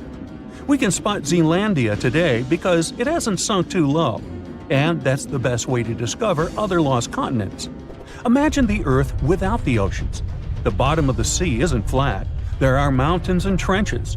You could put Mount Everest in the deepest of them, and there would still be 7,000 feet between it and sea level. This trench got so deep because of a geological process called subduction. The Pacific Plate got under the Philippine Plate. Earth's crust is made out of those plates that float in a sea of molten rock. Then they bump into each other, one goes down while the other one rises. That's how Greater Adria ended up under the European continent. Our planet is constantly on the go. We don't notice this process because it happens deep beneath our feet. 120 million years ago, Australia and Antarctica were a single piece of land. Yep, the coldest and one of the hottest places on Earth were once the same territory. Antarctica said goodbye to Australia, but it didn't leave empty-handed. Today, there is an oceanic plateau in the Indian Ocean. The word plateau comes from French, and it means elevated flatland. And the name of this land sounds like the title of a Hollywood movie, Broken Ridge. Long ago, it was connected to another lost continent. Scientists believe that it made a land bridge between India and Antarctica. What was this land like? The answer possibly lies in a tiny archipelago in the southern Indian Ocean. These islands are all that is left of an ancient landmass. They have a cold climate. The islands feature glaciers because they're so close to Antarctica. But in the past, The climate must have been temperate with plenty of rainfall. The animals and plants would have been similar to those that we find in tropical regions today. The Lost Continent's landscape probably resembled that of New Zealand. Now, while we're in the area, can you guess which continent the island state of Madagascar once belonged to? If you guessed Africa, sorry, you were wrong. Hey, don't feel bad. Look up and to the right of the map. The correct answer is India. Some 120 million years ago, I wasn't around then, India separated from the African continent and went northeast. Madagascar wasn't quick enough and ended up as an island off the southeast coast of Africa. But there is evidence of an even greater landmass, the lost continent of Mauritia. Scientists found traces of the ancient landmass under the island of Mauritius. Today, it's a tourist hotspot, but millions of years ago, it was a real hotspot, volcanoes and all.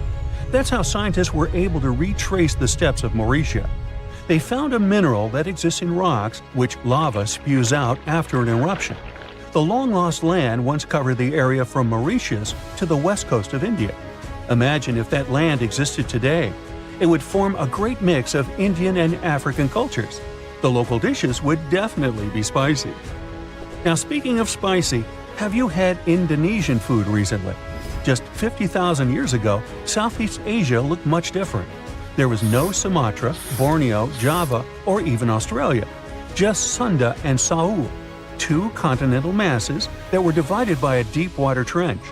You had the extension of mainland Southeast Asia on one side and the Greater Australia on the other. Back then, Bali stood at the southernmost tip of Asia. Biologists were among the first scientists to notice the split. Species develop differently on Sunda and Sahul. That's why Australia has unique animals, such as the kangaroo, wombat, and platypus. And did you know that a giant kangaroo once roamed the island of New Guinea? That's because, up until the end of the last age, there was a land bridge to Australia. Today, the two islands are separated by the Torres Strait, but it's quite shallow, less than 65 feet. It's a reminder that this was once a single landmass called Sahul. Another ocean strait that isn't too deep separates Asia from North America. The Bering Strait sits today in the place of Beringia. This ancient landmass wasn't that big. It stretched 1,000 miles from north to south. That's just a third of the driving distance from Los Angeles to New York. Beringia was important for another reason. During the Ice Ages, it connected the whole world. Water levels were 300 feet lower than they are today. If they went even lower, you could walk from the Cape of Good Hope in Africa all the way to Cape Horn in South America. Talk about the ultimate backpacking route.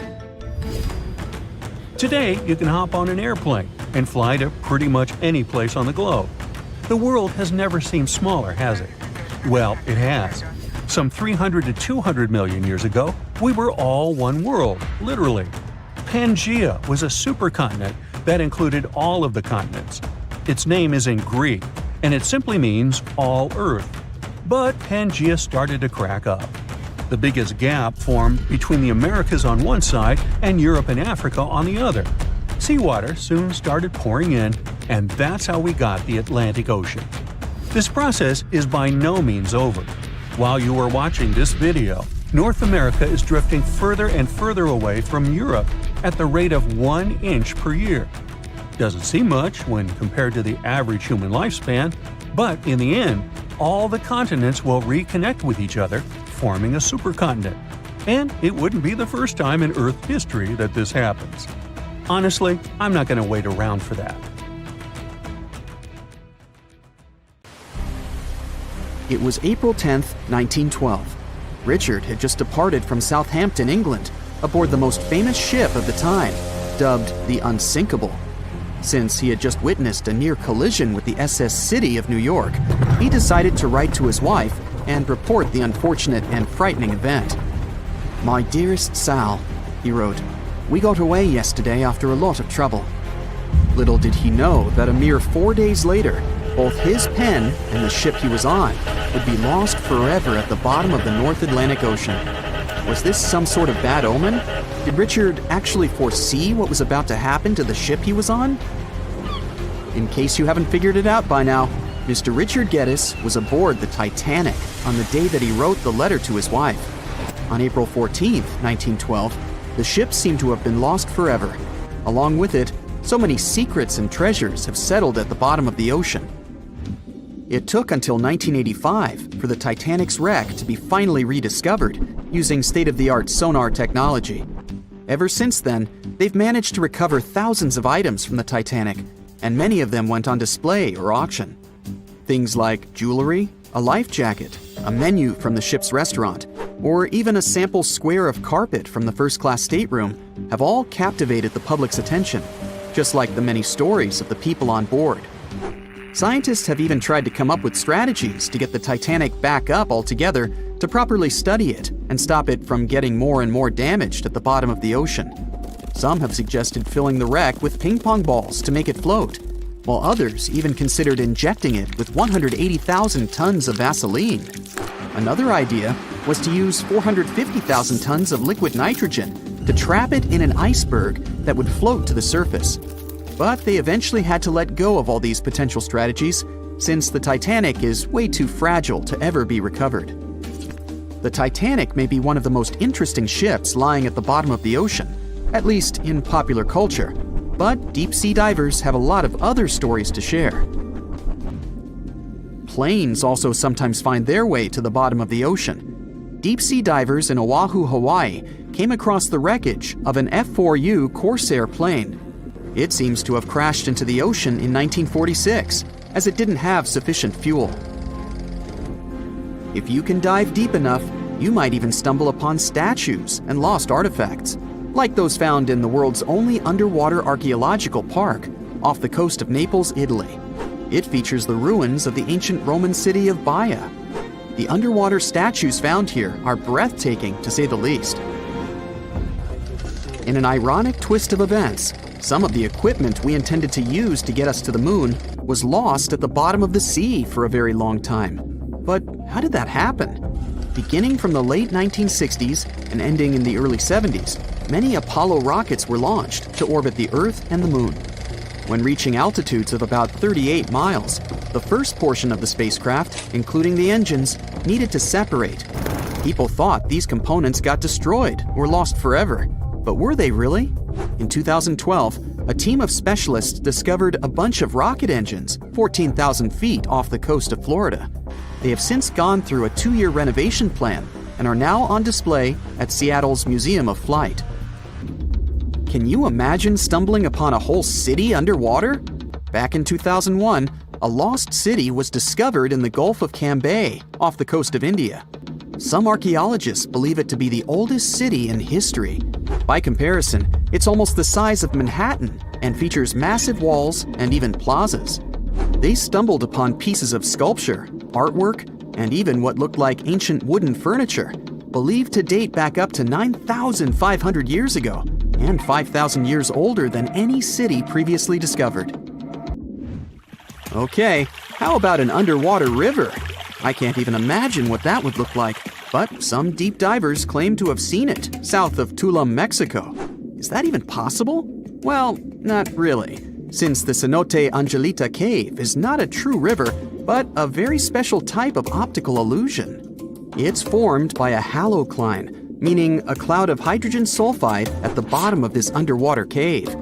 Turns out you can actually swim right through this cloud, which makes you feel like you're swimming through a flowing body of water. Not all things discovered underwater are inanimate objects. Some of them are actually quite scary sea creatures. A jellyfish might not be on your list of things to look out for if you can avoid the stings. But this giant one, also known as a lion's mane jellyfish, is the largest known species of its kind. In all fairness, you'll only uncover it if you happen to dive into the waters of the Arctic, Northern Atlantic, and Northern Pacific Oceans. You surely won't miss it, since it stretches across 120 feet from the top to the bottom of its tentacles. When it comes to deep-sea diving, a lot of people are looking to discover some lost treasure. One diver was lucky enough to have hit the literal jackpot when he came upon nearly $1 million worth of treasure on the bottom of the seabed. That was back in 2015, when this lucky diver was swimming just off the coast of Florida. What did he find, you might ask? Well, about 51 gold coins, 40 feet of gold chain, and a rare single coin that was tailored for the King of Spain, Philip V. Speaking of people looking for lost treasures, divers also sometimes found pirate ships. They discovered one of these pirate shipwrecks in 2015 off the coast of Colombia. It dates back to the 18th century. The value of this forgotten ship was estimated to be between $4 billion and $17 billion, as it contained treasures, precious stones, gold, and countless other really valuable items. By comparison, a whole island in the Bahamas is up for grabs at $75 million. A computer is the last thing you'd ever expect to discover underwater, right? And this was no regular computer, but an ancient one. And yet, someone stumbled upon it between 1900 and 1901 on the spot of a shipwreck located off one Greek island. Researchers believe this weird stone contraption to be the earliest form of a computer. It was designed to serve many purposes, such as predicting astronomical positions and eclipses on the calendar. Since humanity lost most of the technology used back then, it was wonderful to rediscover it so many years later. It let us piece together many of the ancient Greeks' accomplishments. The computer is now at the National Archaeological Museum of Athens, should you ever want to check it out in person. This has to be one of the most mysterious places on Earth. It's called the Mariana Trench, and it's the deepest part of the Earth's oceans. We really don't know how deep it is, since it's so difficult to measure, but it's somewhere around 7 miles deep and 5 times longer than the Grand Canyon. They first studied this massive underwater hole back in 1875 using a weighted rope. Back in 2012, a Canadian film director named James Cameron reached the bottom of the trench in the submersible vessel Deep Sea Challenger. Some of the most bizarre creatures on the planet call this place their home, including the Dumbo octopus, the sea cucumber, and the goblin shark. The Mariana Trench took its name after the nearby Mariana Islands, which are named Las Marianas in honor of the Spanish Queen Mariana of Austria. Reigniting structure is a giant formation in the Sahara that looks exactly like a giant bullseye.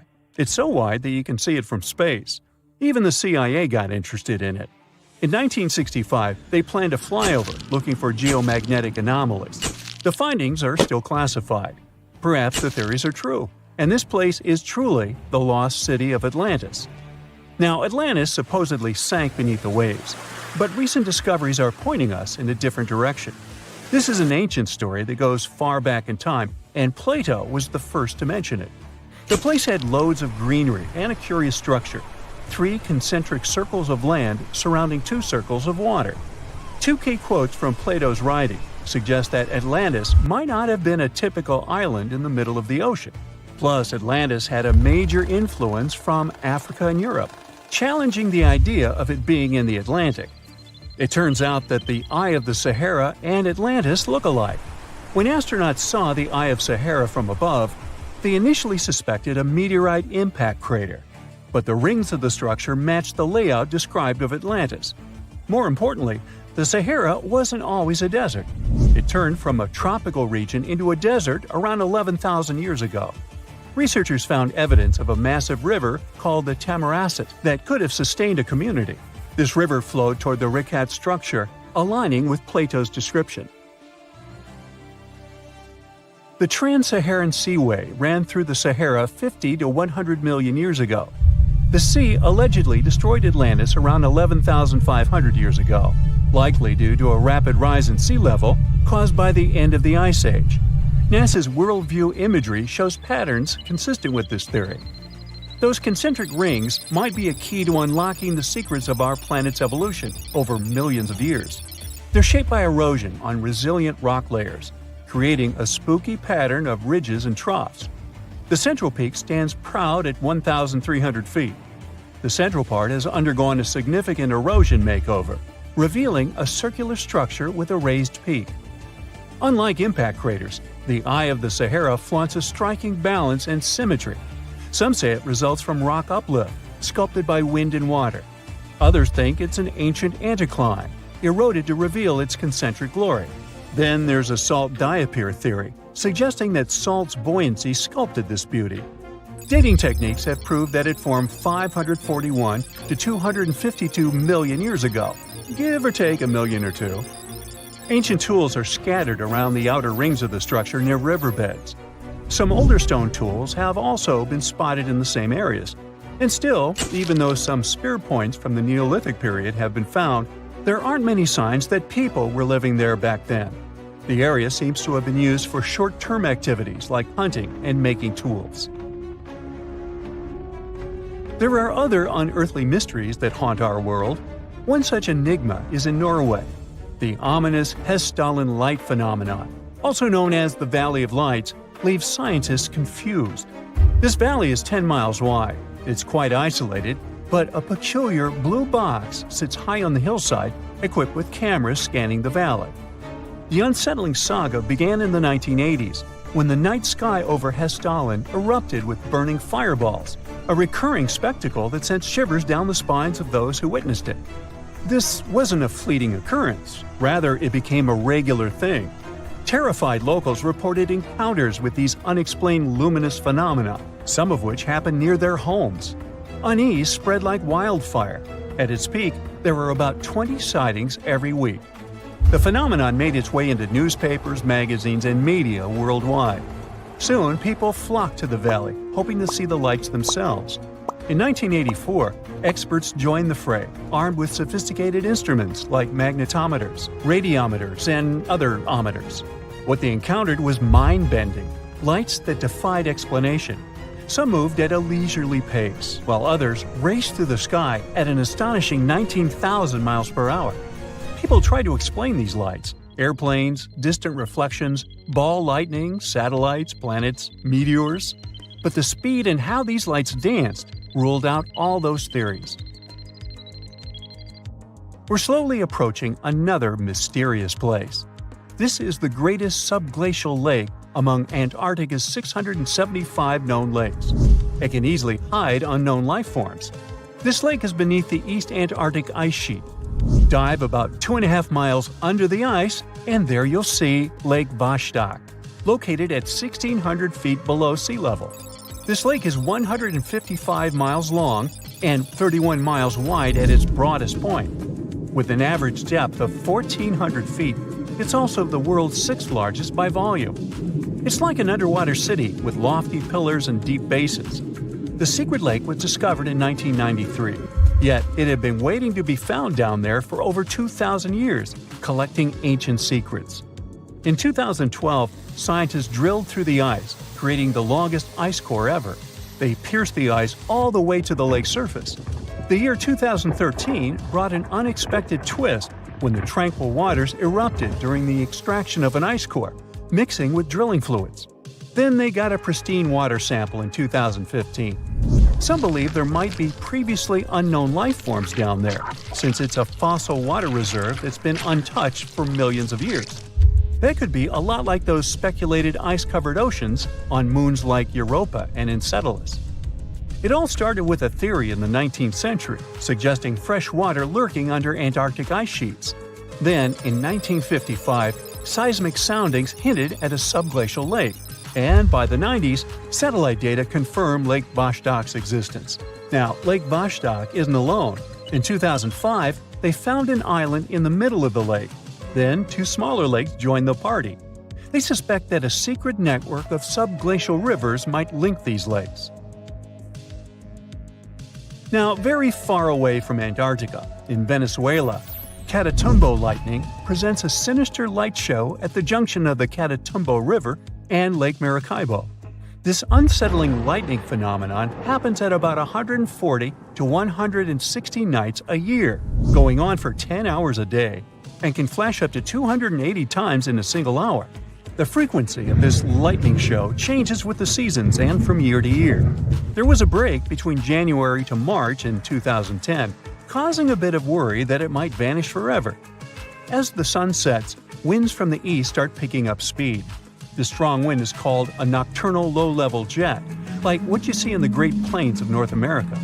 These winds bring moisture, mostly from the Caribbean and the lake itself. This humid air hits high mountain ridges, causing thunderstorms to form over the mountains. Thanks to the ongoing wind situation, more thunderstorms appear as the night goes on. This pattern repeats itself, and is why this area has the highest annual lightning rate globally. The next place scientists cannot explain is in China. That is the Longyu Caves. They have lofty slanted roofs and sturdy pillars. The spot remained hidden for centuries. These human-made caverns, built around 2,000 years ago, decided to reveal themselves only in the 90s. Local farmers drained some ponds and unveiled 5 massive caverns. Further digging exposed an additional 19 smaller caves. They range from 60 to 110 feet in width and 26 to 50 feet in height. Archaeologists found historical relics from the reign of Emperor Zhuan of Han, dating back to over 2,000 years ago. Now, how did these caves survive for more than 2 millennia without falling apart? No ancient records explain the way they were crafted either. The walls show chisel marks, hinting at some layer-by-layer chiseling action, but the exact construction process is still a head-scratcher. Imagine that it's the year 2025, and our planet has completely changed. Rising sea levels, extreme weather, and the ocean becoming more and more acidic are just some of the problems people have been dealing with for years. But in one of the world's largest coastal cities, the situation has become too serious. It was a sunny day in June when a massive earthquake shook the city to its core. The ground beneath people's feet heaved and shook, and buildings swayed dangerously. People ran through the streets in panic, trying to find safety. But as soon as the ground settled, the inhabitants of the city realized the real danger. A wall of water, almost 100 feet high, was rushing toward the city, propelled by the force of the earthquake. The tsunami hit the city with unimaginable force. Entire neighborhoods were wiped out, and thousands of people lost their lives. But here's where things get interesting. In the aftermath of the disaster, the city's authorities realized that they couldn't just rebuild the city as it was before. They needed to be better prepared for the next potential disaster.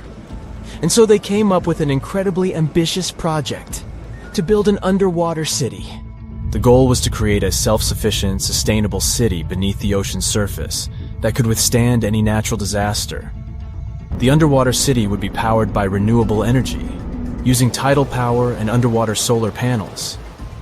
It would be designed to withstand extreme weather and would have its own emergency response systems.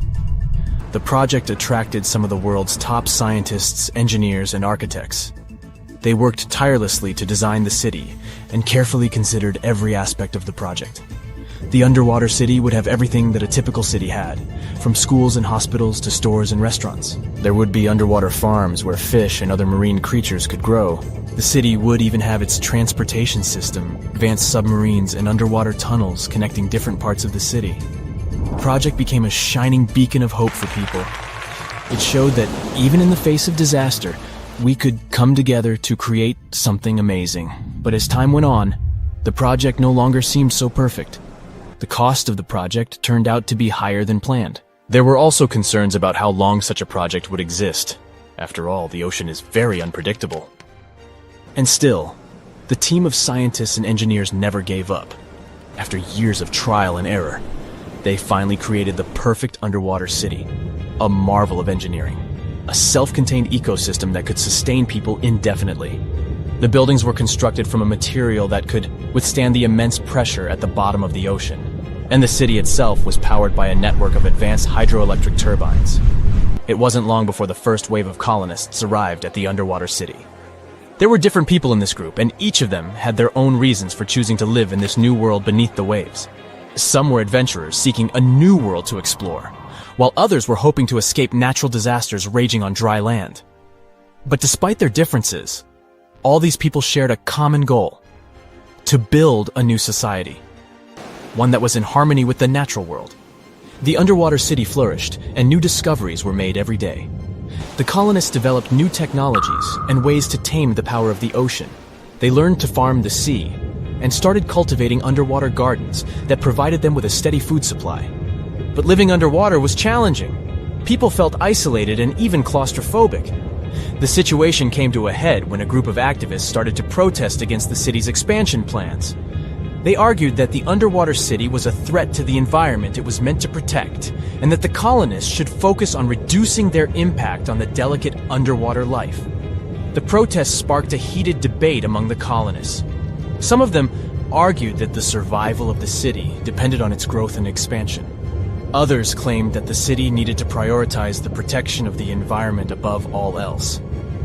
In the end, a compromise was reached. The city would continue to expand, but the main priority would be sustainability and a responsible attitude to nature. The colonists would do their best to reduce their impact on the environment by using new technologies and following strict conservation rules. And they would also remember the importance of protecting the ocean and its fragile ecosystem. Years went by, and the underwater city continued to thrive. New generations of colonists were born, and they grew up in a world entirely different from the one their ancestors had known. They never saw the world on the surface, but appreciated the beauty and complexity of the underwater world they called home. And as the years passed, the city became a symbol of hope for a world struggling with the devastating effects of climate change. It showed that despite all difficulties, people could come together to create a better world. It is a reminder that the future is not set in stone, and that we can build it sustainably and in harmony with the natural world. There once was a kingdom where the ancient Egyptians traveled to buy gifts for pharaohs, sort of like an ancient shopping mall. This kingdom, named the Land of Punt, was rich in luxury goods, including gold, aromatic resins, blackwood, ebony, ivory, and exotic animals like leopards and baboons. All of these sound like great gift ideas to me. The Land of Punt was an especially important trading partner for Egypt for over 1,000 years. But if you plan to go there, the bad news is that it hasn't survived to these days, and nobody knows for sure exactly where Punt was located. We only know about it from records. The most famous of them were left on the walls of the temple of Queen Hatshepsut, who had sent an expedition to Punt. Scientists have been trying to find the exact location of this rich land for over 150 years. It could have been southeast of Egypt, in a coastal region south of it along the Red Sea, Gulf of Aden, and the Indian Ocean, or it could have covered the Horn of Africa and the area across the sea in southern Arabia. Now researchers were finally able to narrow down the possible locations thanks to a study of baboon mummies. Ancient Egyptians admired baboons and even thought they were related to the deity of the moon and wisdom. One species, the sacred baboon, was often shown in wall paintings, sitting with its tail curled to the right, and was mummified in this position. Another type, the olive baboon, was wrapped up in one giant cocoon. Both types were found in the tombs of the Valley of the Kings. But if you remember geography lessons, baboons just don't wander around Egypt, so they must have been brought there through trade with other regions. Primatologists, Egyptologists, geographers, and geochemists look at the mummified baboons from two different time periods in ancient Egypt.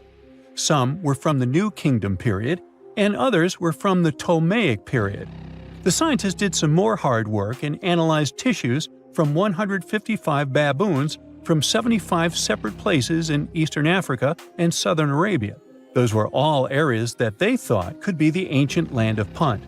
They measured oxygen and strontium in the baboons' bodies. When animals drink water and eat plants, their teeth, hair, and bones show a geographic signature of where they've lived, thanks to these elements they contain. Scientists use a special method called isotopic mapping and found out that the New Kingdom baboons they analyzed came from a location in Eritrea, Ethiopia, or Somalia.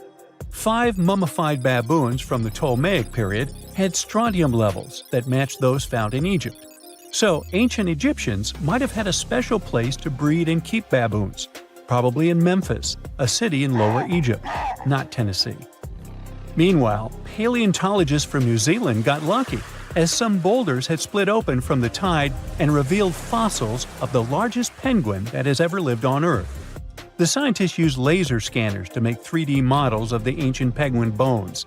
They compared these bones to the flipper size of modern penguins and did some math as to how much the old penguins might have weighed.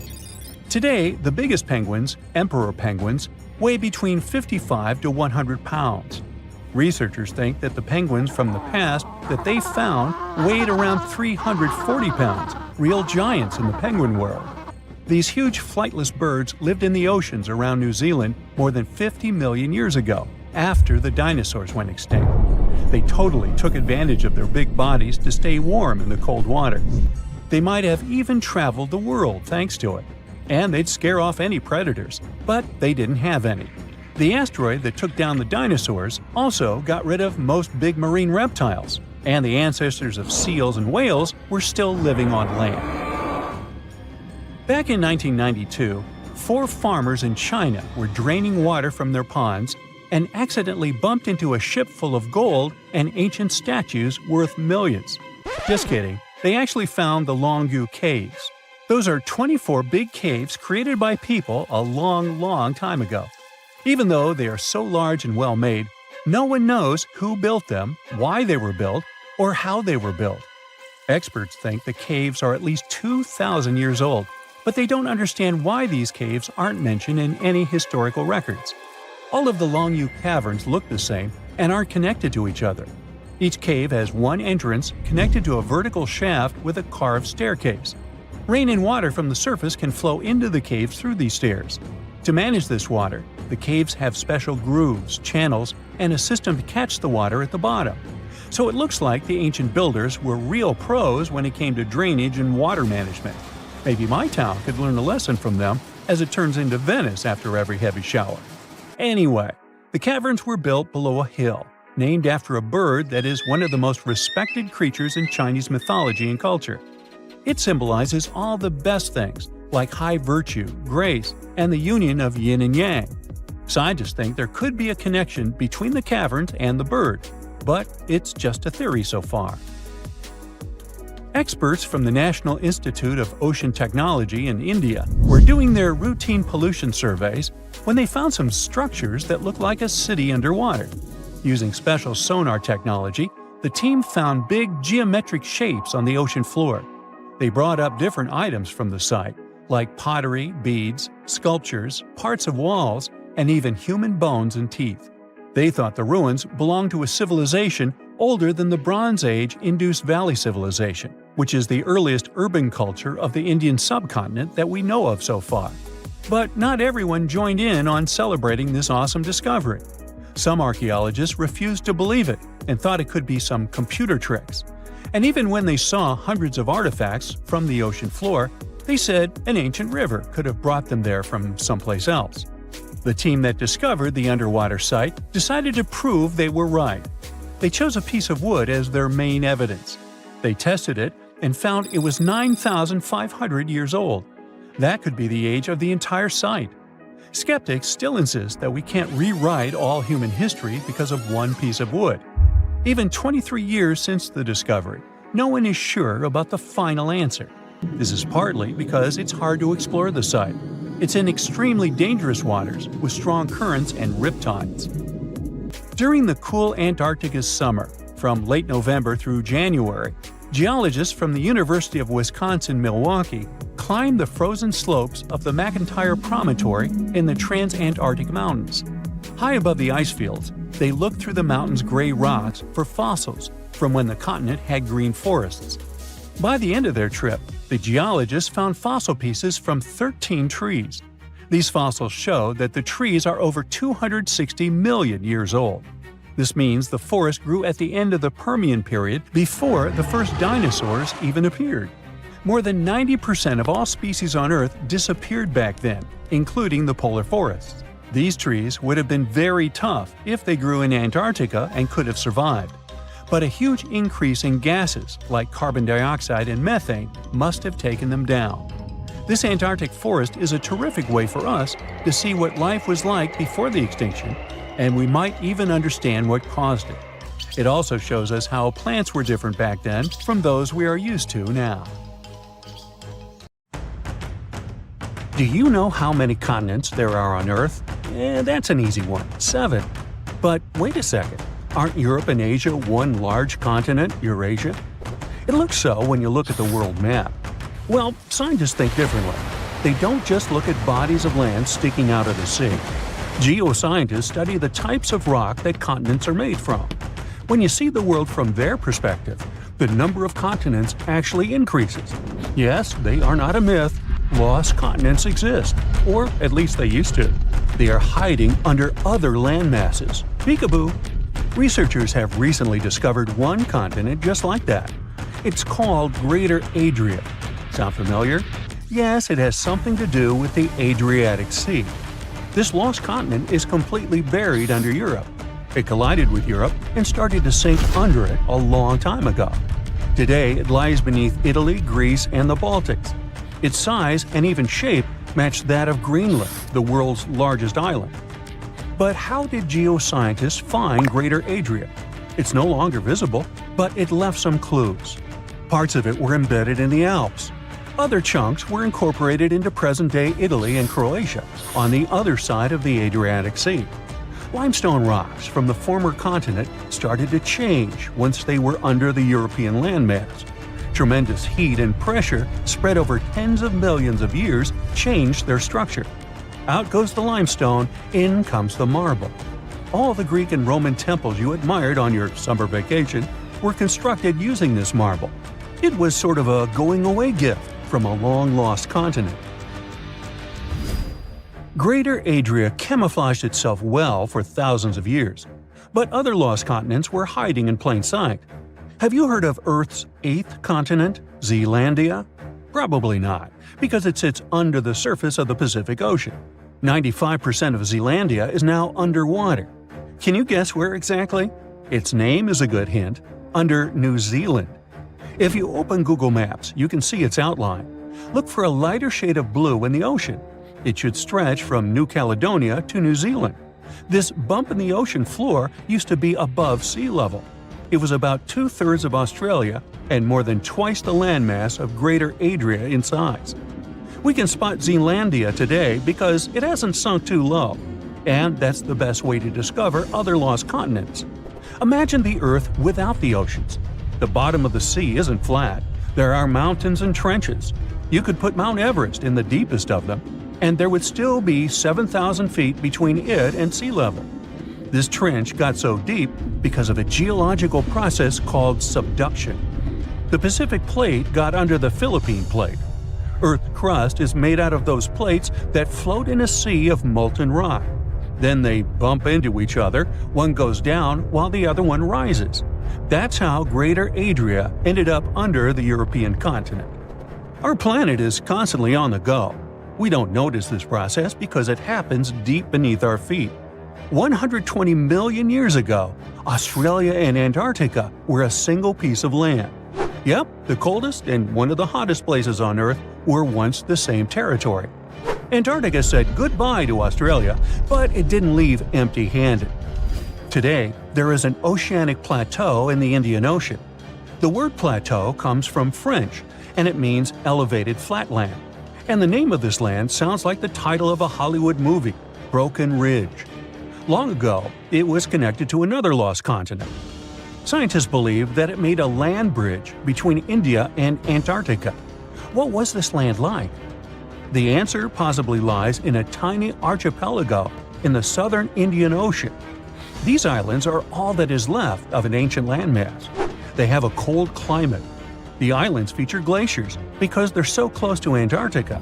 But in the past, the climate must have been temperate with plenty of rainfall. The animals and plants would have been similar to those that we find in tropical regions today. The lost continent's landscape probably resembled that of New Zealand. Now, while we're in the area, can you guess which continent the island state of Madagascar once belonged to? If you guessed Africa, sorry, you were wrong. Hey, don't feel bad. Look up and to the right of the map. The correct answer is India.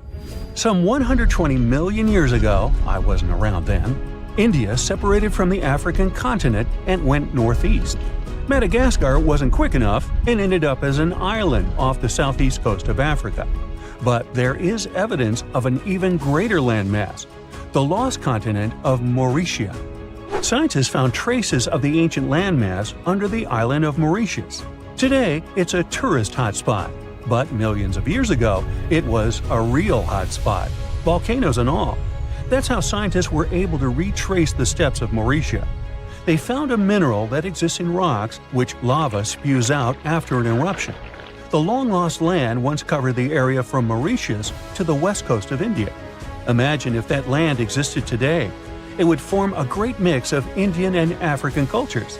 The local dishes would definitely be spicy. Now, speaking of spicy, have you had Indonesian food recently? Just 50,000 years ago, Southeast Asia looked much different. There was no Sumatra, Borneo, Java, or even Australia. Just Sunda and Sahul, two continental masses that were divided by a deep water trench. You had the extension of mainland Southeast Asia on one side and the Greater Australia on the other. Back then, Bali stood at the southernmost tip of Asia. Biologists were among the first scientists to notice the split. Species developed differently on Sunda and Sahul. That's why Australia has unique animals, such as the kangaroo, wombat, and platypus.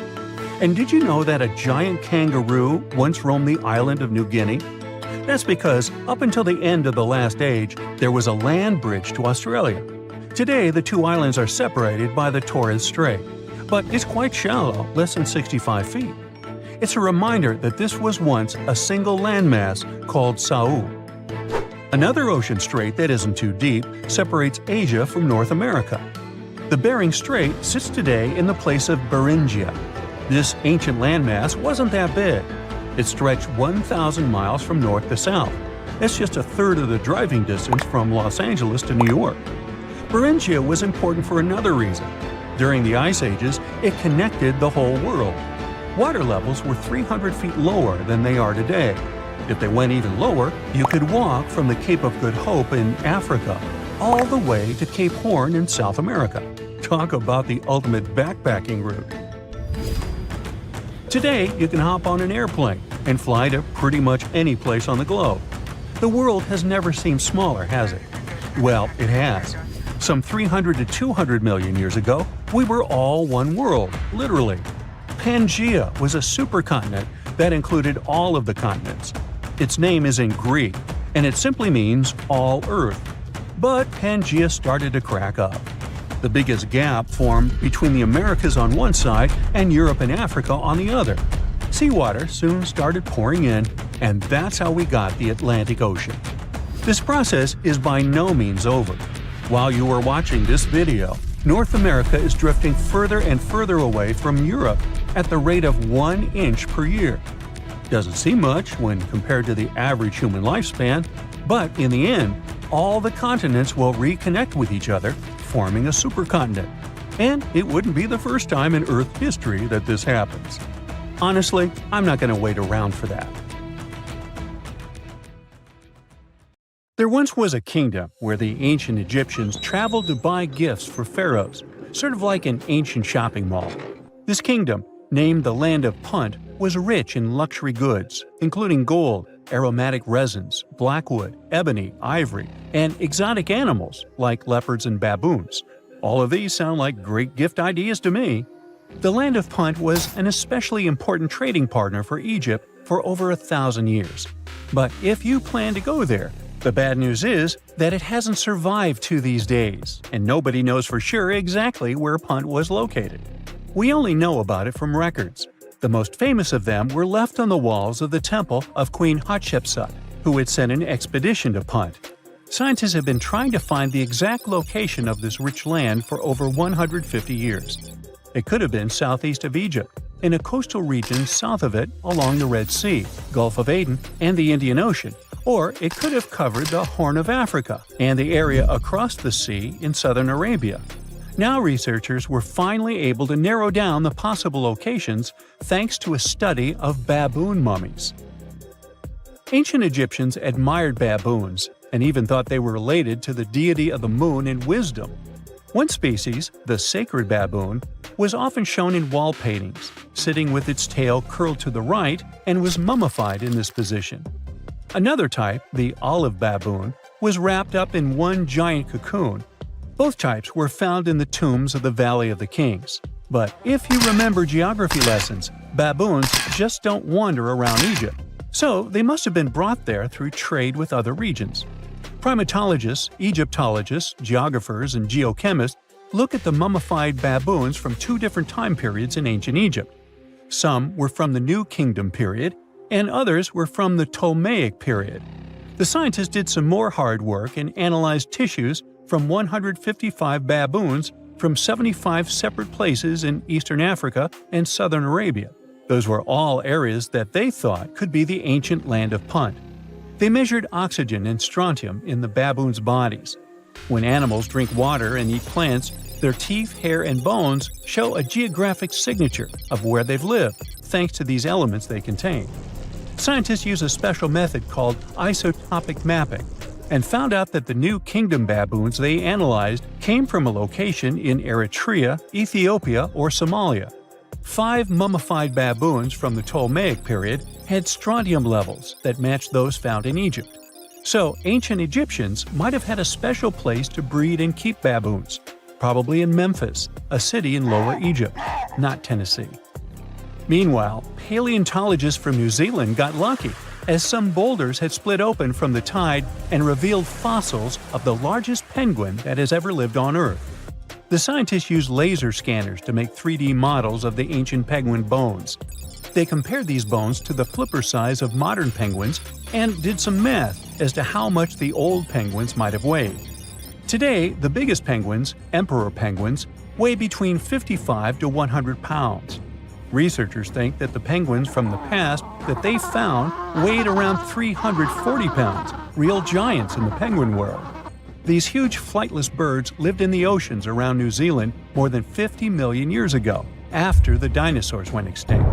They totally took advantage of their big bodies to stay warm in the cold water. They might have even traveled the world thanks to it. And they'd scare off any predators, but they didn't have any. The asteroid that took down the dinosaurs also got rid of most big marine reptiles, and the ancestors of seals and whales were still living on land. Back in 1992, 4 farmers in China were draining water from their ponds and accidentally bumped into a ship full of gold and ancient statues worth millions. Just kidding, they actually found the Longu Caves. Those are 24 big caves created by people a long time ago. Even though they are so large and well made, no one knows who built them, why they were built, or how they were built. Experts think the caves are at least 2,000 years old, but they don't understand why these caves aren't mentioned in any historical records. All of the Longu caverns look the same and aren't connected to each other. Each cave has one entrance connected to a vertical shaft with a carved staircase. Rain and water from the surface can flow into the caves through these stairs. To manage this water, the caves have special grooves, channels, and a system to catch the water at the bottom. So it looks like the ancient builders were real pros when it came to drainage and water management. Maybe my town could learn a lesson from them, as it turns into Venice after every heavy shower. Anyway, the caverns were built below a hill, named after a bird that is one of the most respected creatures in Chinese mythology and culture. It symbolizes all the best things, like high virtue, grace, and the union of yin and yang. Scientists think there could be a connection between the caverns and the bird, but it's just a theory so far. Experts from the National Institute of Ocean Technology in India were doing their routine pollution surveys when they found some structures that looked like a city underwater. Using special sonar technology, the team found big geometric shapes on the ocean floor. They brought up different items from the site, like pottery, beads, sculptures, parts of walls, and even human bones and teeth. They thought the ruins belonged to a civilization older than the Bronze Age Indus Valley Civilization, which is the earliest urban culture of the Indian subcontinent that we know of so far. But not everyone joined in on celebrating this awesome discovery. Some archaeologists refused to believe it and thought it could be some computer tricks. And even when they saw hundreds of artifacts from the ocean floor, they said an ancient river could have brought them there from someplace else. The team that discovered the underwater site decided to prove they were right. They chose a piece of wood as their main evidence. They tested it and found it was 9,500 years old. That could be the age of the entire site. Skeptics still insist that we can't rewrite all human history because of one piece of wood. Even 23 years since the discovery, no one is sure about the final answer. This is partly because it's hard to explore the site. It's in extremely dangerous waters with strong currents and riptides. During the cool Antarctica summer, from late November through January, geologists from the University of Wisconsin-Milwaukee climb the frozen slopes of the McIntyre Promontory in the Transantarctic Mountains.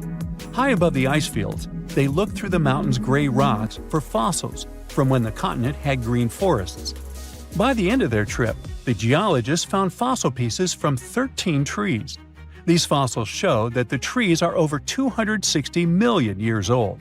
This means the forest grew at the end of the Permian period before the first dinosaurs even appeared. More than 90% of all species on Earth disappeared back then, including the polar forests. These trees would have been very tough if they grew in Antarctica and could have survived. But a huge increase in gases like carbon dioxide and methane must have taken them down. This Antarctic forest is a terrific way for us to see what life was like before the extinction, and we might even understand what caused it. It also shows us how plants were different back then from those we are used to now.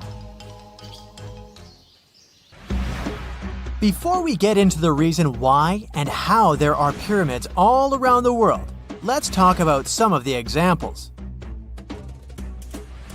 I'll start with the Pyramid of the Sun in Mexico. These folks really knew how to build a city. Their well-planned urban center spanned over 7 square miles and boasted several pyramids. But the Pyramid of the Sun is the most impressive. This giant pyramid was built way back in 100 CE and is one of the biggest structures of its kind in the whole Western Hemisphere. It's so big that it's 216 feet high above the ground. If you ever find yourself in this ancient city, you won't be able to miss the Pyramid of the Sun. It's right there on the east side of the Avenue of the Dead, the city's main north-south street. To build this incredible pyramid, around 1 million cubic yards of material were used, including a special kind of red volcanic rock called hued tezontle. Impressive, huh?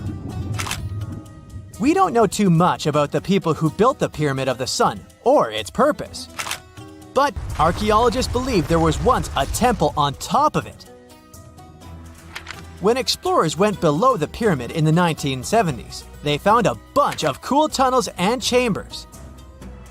In 2011, they even found a secret stash of clay pots, obsidian pieces, animal bones, human figurines, and a mask. Who knows what other secrets the pyramid is hiding? If you decide to see this one, you must climb the pyramid using the 248 uneven steps on the west side. Watch your step. Sudan got some pyramids too. Nubian pyramids aren't as big as the ones in Egypt, but they still got around 200 of them. These ancient pyramids have been home to the tombs of the pharaohs of the Meroitic Kingdom for almost 1,000 years, who ruled Egypt from Nubia to the Mediterranean Sea. The pyramids at Meroe were constructed using granite and reddish sandstone. Oh, and did you know that Sudan has more ancient pyramids than Egypt? The Kushite pyramids depict the indigenous architecture and burial traditions of Nubia's Napata and Meroe kingdoms, which ancient Egypt influenced. Meroe, the burial site of over 40 queens and kings, is the most extensive Nubian pyramid site. The tomb walls depict mummified royals bedecked in jewelry, their wooden caskets containing bows, quivers of arrows, and other artifacts pointing to the Meroitic relationship and trade with Egyptian and Greek civilizations. So if you're looking for some ancient tombs to explore, you may consider skipping the crowds in Egypt and heading on down to Sudan. Let's fly to Iraq to see some more pyramids. Ziggurats have fancy receding layers and tiered temples. Instead of a smooth exterior, it has tiers like a cake. Perfect for all the important work and rituals that went on inside. You can find these towering structures scattered throughout Iraq and Iran, and they're a real testament to the power and skills of the people who built them. One of the biggest and most impressive ziggurats is the ziggurat at Ur. It's basically a giant rectangular pyramid that stands a whopping 70 to 100 feet tall, with 3 levels of terraces and a temple on top. Can you imagine how many baked bricks it took to build that thing? Try 720,000 for just the lower portion. This particular ziggurat was built for Sumerian king Ur-Nammu. Similar to other ones, this pyramid has been around for thousands of years, so it got a little rough around the edges. Thankfully, the Babylonian king Nebuchadnezzar II and some archaeologists came to the rescue in the 6th and 20th centuries respectively, and now you can find this near Talil Air Base. The ziggurat at Ur was built in 2100 BCE by King Ur-Nammu for the moon deity Nana. It was the tallest building in the city, and you could see it from miles around. It was like the medieval cathedral spire of its day. People would come here to bring their agricultural surplus and get their food allotments and seek spiritual nourishment. Sadly, the Nana temple at the top of the ziggurat didn't survive, but we do have some blue glazed bricks that may have been part of its decoration. The lower parts of the ziggurat are pretty amazing though. The architects even included holes in the temple's baked exterior to let the water evaporate from its core. Since we explored some of the pyramids on our planet, let's take a broader perspective. They can be found in many parts of the world. Egypt has over 100 pyramids, double that number in Sudan, and dozens of others are scattered in the Middle East and China. The Americas have the most pyramids in total, with more pyramids than the rest of the world combined. These pyramids are located in Mexico, Guatemala, Honduras, and El Salvador. Time to know more about the evolution of pyramids through history. The oldest pyramid is in Egypt. This pyramid was a step pyramid, which was created by placing one layer of stone on top of another. The pharaoh Sneferu is credited with creating the pyramid shape we recognize today. During his 45-year reign, he built 3 pyramids. His first 2 attempts failed, but he finally got it right with the Red Pyramid, which is considered the first true pyramid. It was Sneferu's son, Khufu, who built the Great Pyramid of Giza, which was the tallest human-made structure on Earth for almost 4,000 years. Latin American pyramids are similar to early Egyptian step pyramids, but they were built independently, with no knowledge of each other. The pyramids in Sudan were built around 700 BCE and are tall, but much narrower than those in Egypt. How in the world did all these civilizations build these things without even texting each other? After all, the Aztecs, Mayans, and ancient Egyptians were about as different as possible. But despite their cultural differences, they all seem to agree on one thing. Pyramids were pretty cool. Step pyramids are all around the world because they were the most feasible and stable way to build large and tall structures without access to lighter building materials like wood and metal. The triangular form with a square base is the best way to build a sturdy structure, and having a cube structure would require more material for less height. Now, when it comes to pyramid design, the Egyptian pyramids were like giant triangles with a square base, smooth sides, and a pointy top. On the other hand, the Aztecs and Mayans went for a tiered cake look, with steps leading up to a flat platform on top. So, while all these pyramids share the same basic shape, they have their own unique flair. Each group built its pyramids using different materials, techniques, and slope angles. So while they may have been inspired by each other's work occasionally, they were just doing their own thing. Egyptian pyramids had smooth, angled sides that were designed to help the pharaoh's soul ascend to heaven. The Pyramid of the Sun was built over a series of caves that served as a passageway for the deities. The Maya built the temple of Kukulkan in Chichen Itza to honor the deity Kukulkan, usually represented by a serpent. Nicknamed El Castillo, it has 91 steps on each side, plus a platform. That's 365 steps. one for each day of the Mayan calendar.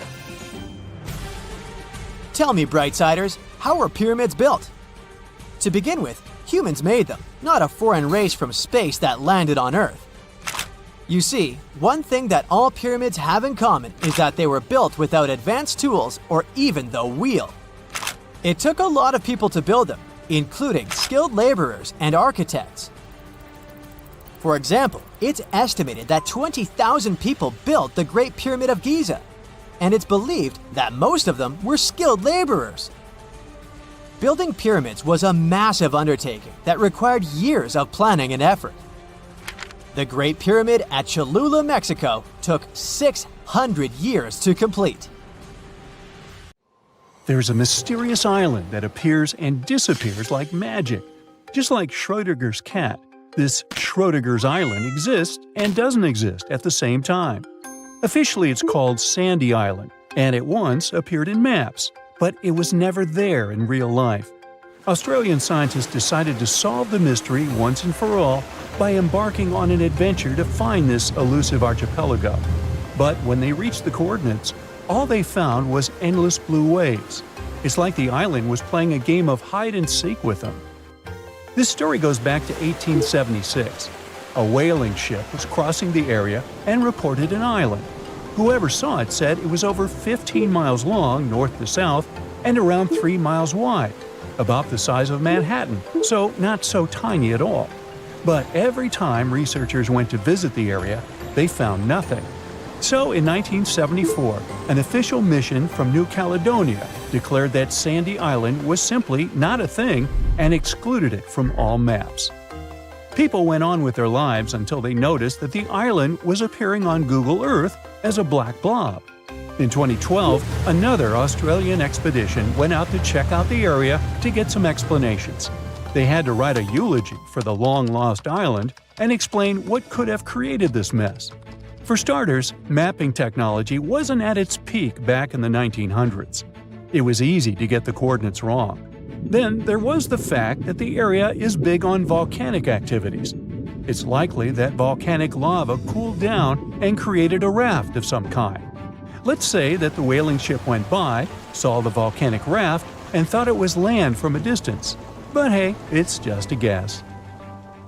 Humans have ventured far and wide across the globe, and it may have seemed at some point that we discovered each and every nook of our planet. But when Mount Lico popped up on Google Earth, scientists were overcome with excitement. This hidden gem in northern Mozambique is no ordinary rainforest. It's nestled inside a volcano.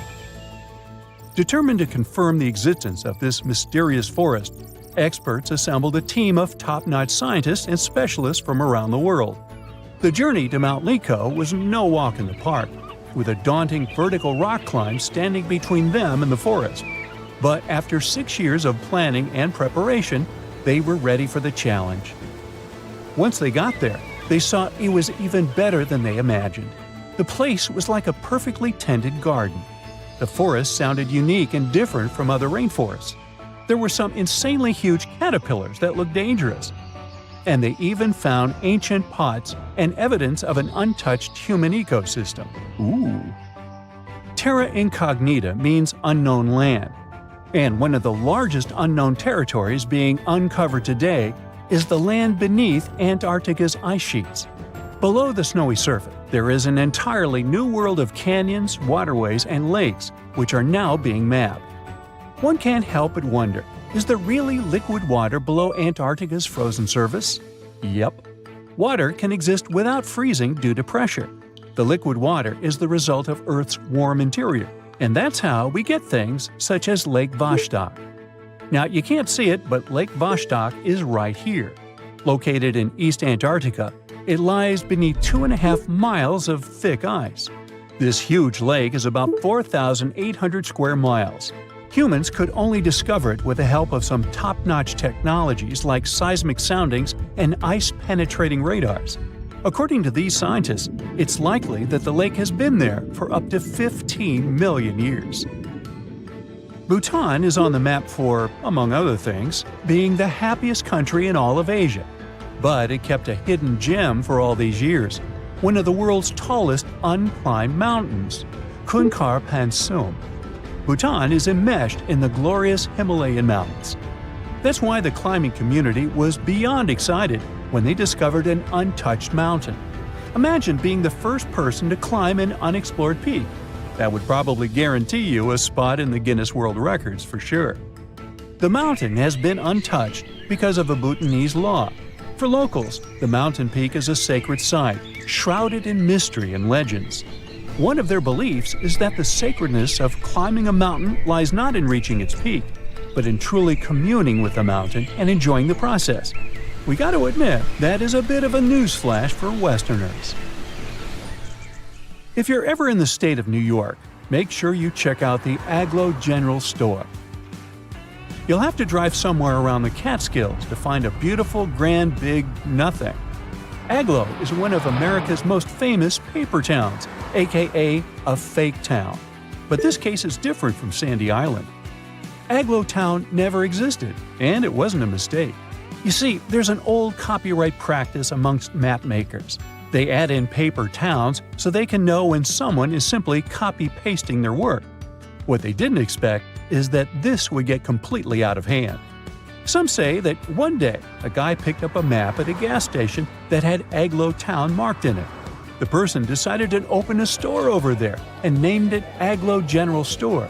Some say the guy who opened the store faced a lawsuit from the map makers. Anyways, it only lasted enough years to become a national joke. Americans drove from all over the U.S. to get a picture of the town's fake welcome sign. And then we've got Bermeja Island, located in the Gulf of Mexico. This funky island appeared on many maps of the 16th and 17th centuries. It was probably drawn by Spanish explorers. Sure, the exact location varied from map to map, and its name sometimes appeared as Bermeja, but its existence was certain enough. The Bermeja Island was last seen in a 1921 Mexican map, and then, poof, it dropped out of the horizon altogether. People started talking and wondering, did the island sink? Was it destroyed? In 2009, 3 official investigations happened to search for the island. They used high-tech technologies to scour the Mexican seabed, but Bermeja was nowhere. Researchers had multiple guesses on what it could be. Let's delve on one of these ideas.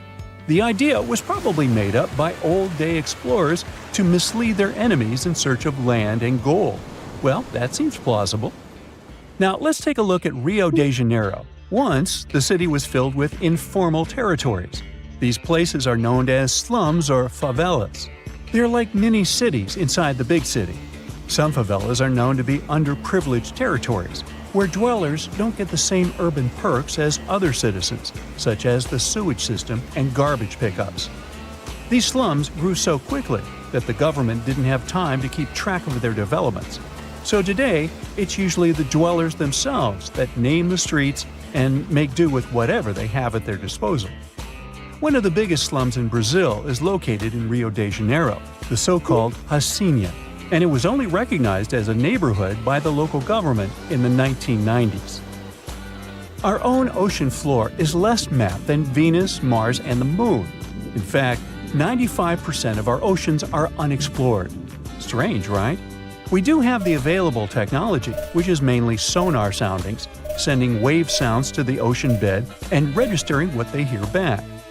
One of the main advantages of mapping the seabed more thoroughly would be to get more insight to marine hazards such as earthquakes, tsunamis, and volcanic eruptions.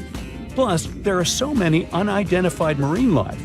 This could give us a great insight into preservation